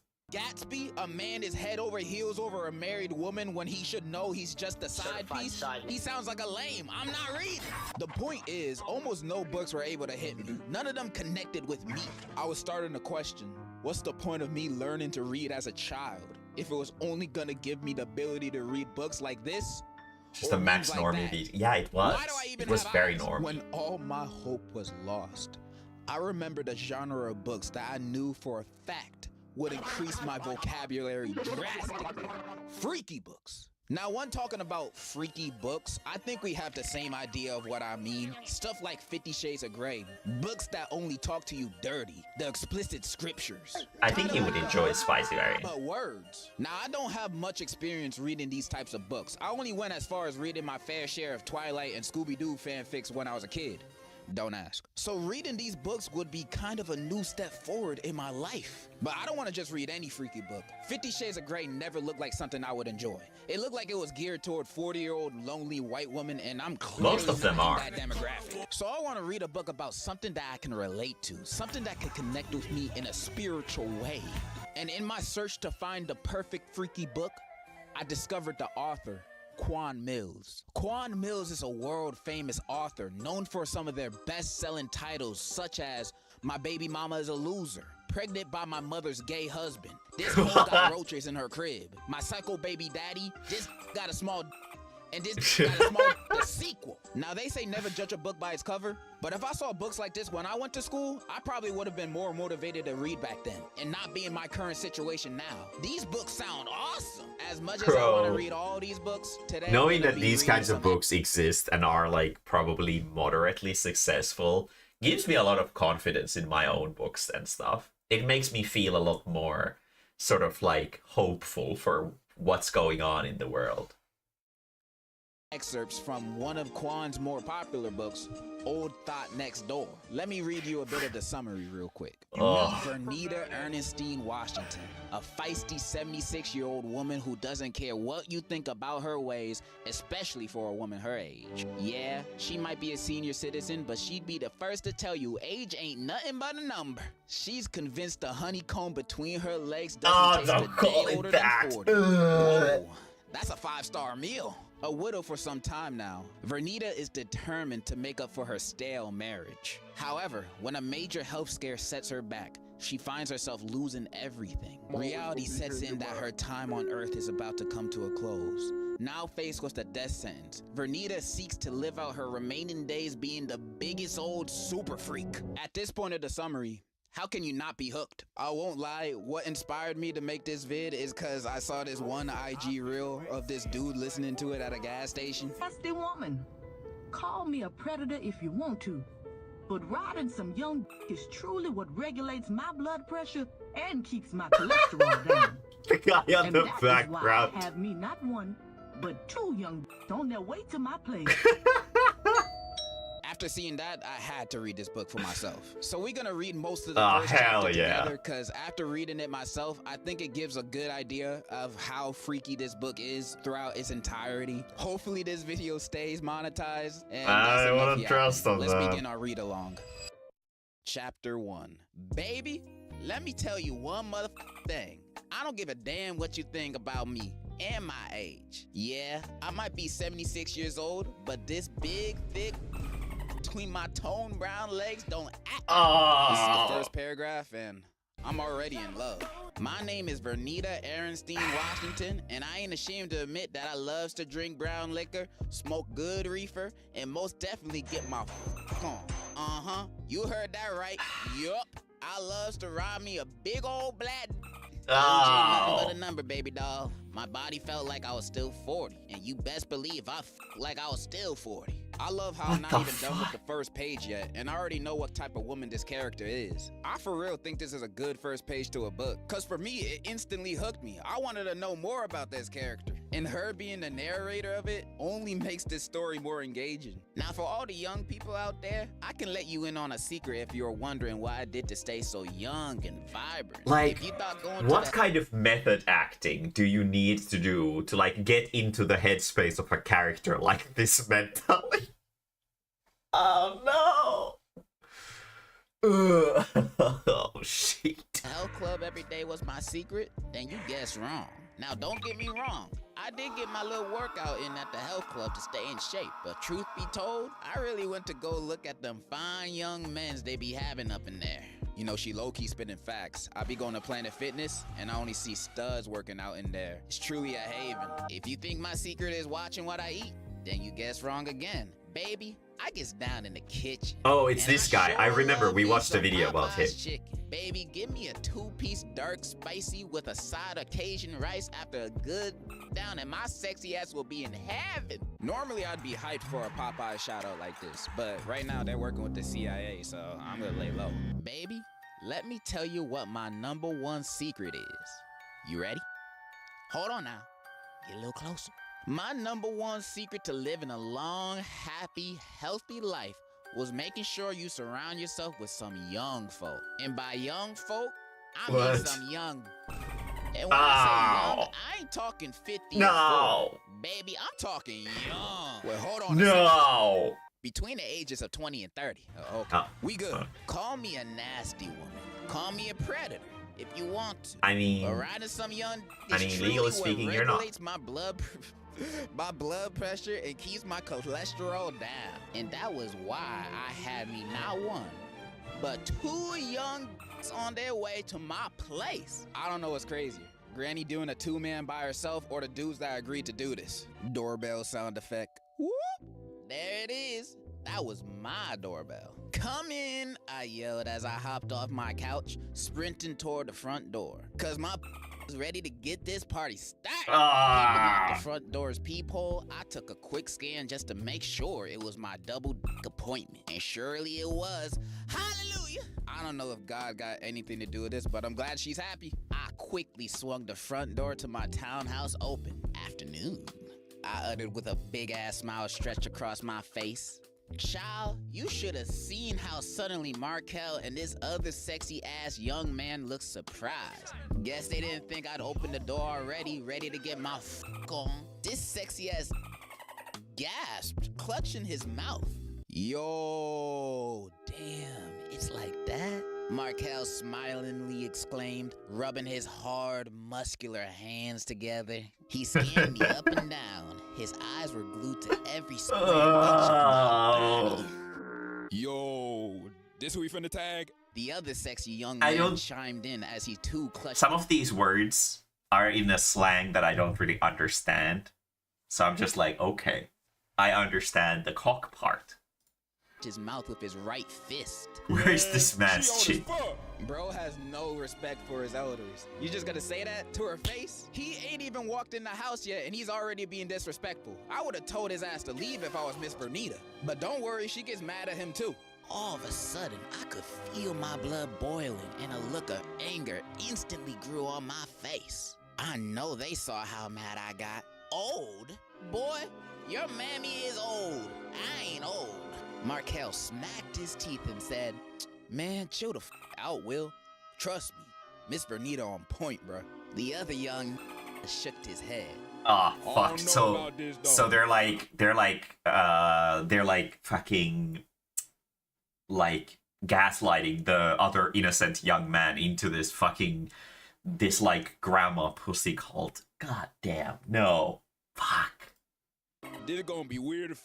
This guy's still tripping about this. Man, this dude's out here that gets 0 girls. And now that you finally get one, you mad at it because it's Kylo Ren. Older than your mom? The audacity of people, am I right? Can we have this conversation on the inside at least? I said. Y'all letting all my cool air out. Markel glanced over at this Will friend of his, nodding affirmatively. Come on, bro. Trust me. We finna have some fun. Miss Bernita a vet. What does that mean? Will reluctant. What does it mean that she's a vet? She's like a veterinarian? Like she takes care of animals? What does that mean in this I don't understand what that means in this context. And then the 2 of them walked inside my place. You see, this is where the real action begins. I'm prepared for this ride. Both Markel and Will were wearing black. Oh, veteran. Okay. Their tatted up muscular arms. Okay. Yeah. They looked like some straight up gang members. But ooh, baby, Miss Bernita just loved her some rough neck straight. Markel was a little old chocolate stallion with Pacific Ocean waves sitting on top of his head. He had broad shoulders. The fuck does that even mean? Arms and a chest that what does it mean that he has Pacific Ocean waves resting on top of his head? So when I describe things in my books, I always go super like clearly like, what is it? It's like, oh, it had a metallic sheen. Like if I were to describe this chest, it was like, oh, it had a silvery, sort of uneven build to the exterior exoskeleton or structure, and it had a bluish shape of the actual chest underneath. I wouldn't be like fucking it was like ocean waves or something. Like what the fuck does that mean? I don't understand. Like it was harder than steel, standing at around 5'10". His young, sexy ass looked like he was a good 200 pounds of all muscle. And baby, let me tell you, that of his weighed about a good 200 pounds too. This other young man, I hope she Will, measured. reminded me of that sexy, fine, light-skinned boy that plays on that show that comes on cable. What's the name of it again? Power? Y'all know what I'm talking about. That drug dealer boy with the beard. Tommy? Ghost. That's right. I almost forgot too. Why I say Tommy? With the both of them in front of me, we marched straight into my living room. Y'all sit down and make yourself comfortable. The horror grandma. I'm finna go get the reefer and a Henny. Y'all smoking, right? Will's hazel eyes shot wide open out of shock. He looked at Markel. Is she for real? Yes, bruh. She's cool. I'm telling you, bruh. This guy only speaks in bruh. Will then looked back at me smiling, saying, Damn. Hell yeah, I'm smoking. What you got? Some joints or something? My brow raised. Huh? Don't try me. I might be old, but baby, I smokes nothing but blunts. Backwards, matter of fact. I got them Russian creams in the back. Speaking of cream, I didn't know like what any of that drug lingo meant. I don't understand any of that. Getting juicier than a fresh pot roast. Okay. She cannot chill for 1 second. She really got the brain of a freak. Oh, Granny, your thought! Will shouted, jumping up and down. What did you say? Huh? I turned my face up. I'd be damned if this young nigga was gonna disrespect me in my house. What I'm trying to think is, why is he jumping up and down saying that? Bro got a little too excited hearing about Russian creams. Markel nudged Will in his shoulder. Bro! Will quickly got his act together and stood still. My bad. My bad. He apologized. That's what I thought. Anyways, I'm finna go run to my room right quick and get the reefer. Y'all make yourself comfortable. Not gonna lie, Will is fumbling this two-man with Markel. Every time this dude talk, it's always something disrespectful. I know Markel never gonna invite him to one of these again. I'm mentally done with this already, what the heck? He's only got 5 minutes left, don't worry. This is gonna be the last video of today.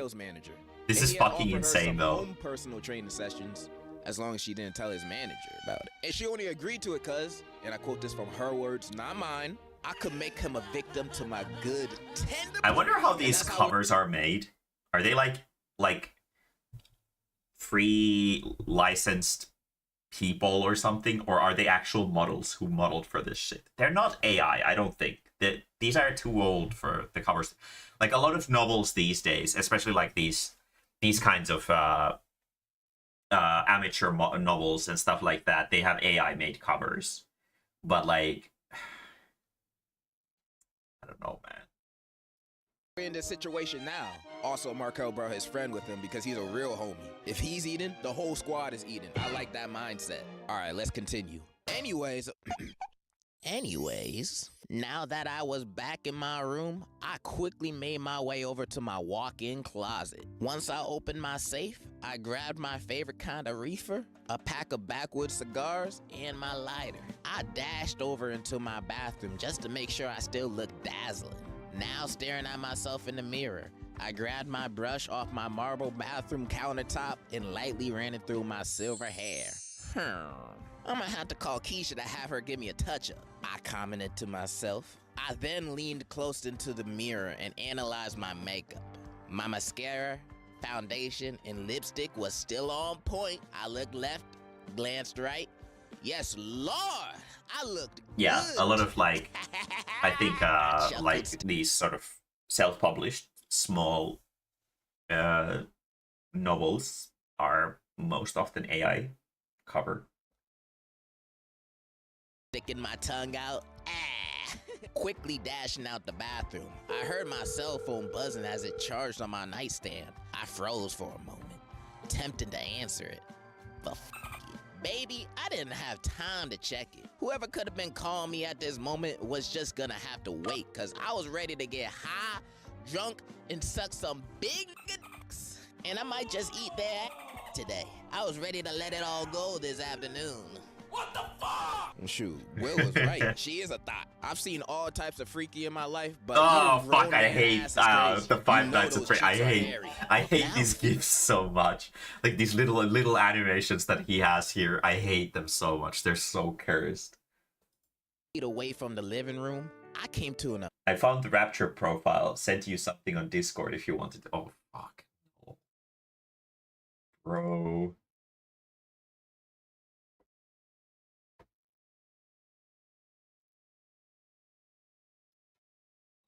Fuck.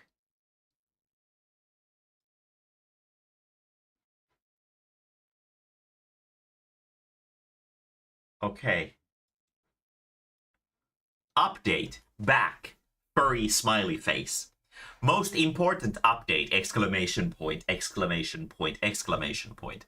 This is one of the most important posts I'll ever make. Biblical tribulation is coming and we don't have much time left. And the estimates below will be ordered from most likely to least time frame wise. 3 months, 3 to 6 months, 3 to 9 months, 9 months to 3 years, 3 to 10 years away, 10 years away plus. There's a quite wide margin here, allowing for some error, it seems. If anyone wants a reminder, feel free to DM me. I will do my best. My piece of advice is to pray that you will be counted worthy, not to be deceived or deluded that this not happen to you or your loved ones during winter, not to take a single day for granted, to not take any of the things you love and cherish for granted either. There's some powerful English right here. For anyone who lacks context, this is on F-List, which is a furry fetish roleplay website. If Rapture is happening, you ain't going there, my friend. God damn. Bruh, stop. When I saw Markel and Will were now completely naked, sitting on my nice white Italian leather living room couch. Them dudes are wasting no time. They ready to get their freak on. Baby, my mouth shot wide open in shock. But it wasn't them being naked that had me stunned. They were making out. Yes. Oh shit. Kissing each other. Tongues all deep down each other's throats. Their eyes were closed and everything, as if they were in love. And they were stroking. Oh, hell no, I'm not reading that. What? Child, I was about to pass out. Take me home now, Lord Jesus. I screamed to the top of my lungs. What the hell are y'all doing? Oh no. Chapter 1. Is she not into it? Lost for words right now. That was singly one of the greatest pieces of fiction I've ever read in my life. What? You had world building, drama, and twists and turns. That was a twist. Chapter of your book, and the cliffhanger, which makes me want to rip to the next page. I can't end the read along like this. I gotta know what happens next. Will Vernita not vibe with this and kick them out, or are we about to see the movie Challengers Part 2? Find out next time on Dragon Ball Z. Nah, we're about to read this together right now. I just need to know. Chapter 2. What in the hell are y'all doing? Still standing there shocked. I couldn't believe what my wide eyes were observing. These young niggas were crazy as hell if they thought this was okay. I did not get down like this at all. I was still a bit old school. What? Come on, Miss Vernita. You gotta be more progressive than that. Was... If you see two gay dudes kissing, you gotta Wait, join what? in. That's how I'll be showing Is up. that actually how it's gonna be going? Markel said, suddenly pulling himself off Will, but then a gigantic smile came across my face. Y'all don't need to stop. I love Okay. W grandma. W grandma. Guess there was a first time for everything. Okay. And then you could probably assume what happens after this. That's enough reading for one sitting. And I gotta say, this is one of the greatest books I've ever read. It's one of the only books I've ever read. Yeah, that's what I was gonna say. One of the greatest. After reading it, I can already feel my vocabulary increasing. Uh-huh. I say big black almost every day now. Hopefully you guys had as fun as a time listening to me read it as much as I did reading it by myself. And yeah, that's all I really gotta say. So in conclusion, if you're in school, add this to your reading log. Let me know. Okay. Why is his voice so perfect for an old woman? Oh my god. Very good. What a horrible day to have ear. Oh, that was good. Today's videos were actually very good. Bangers everywhere. In more ways than one, I guess. I don't know if I wanted to hear about the banging of the last one, but it was funny at least, and the voice acting was superb even. I'm making my D&D group listen to this. Oh god damn. But yeah, that was great. I'll probably go to bed. It's pretty late. Bedtime for Mae-mae. And tomorrow I will try to just chill a little bit. It would be nice to just chill. So yeah. Tropical Abyss tomorrow is gonna be the last episode before like a semi-long Christmas vacation. Big compliment coming from the official voice actor of Toriel and Alphys. True. But yeah. Tropical Abyss tomorrow. And then just probably not that many streams next week because I've got the book fair. But we'll see. Either way, I will see you guys again tomorrow. Bye.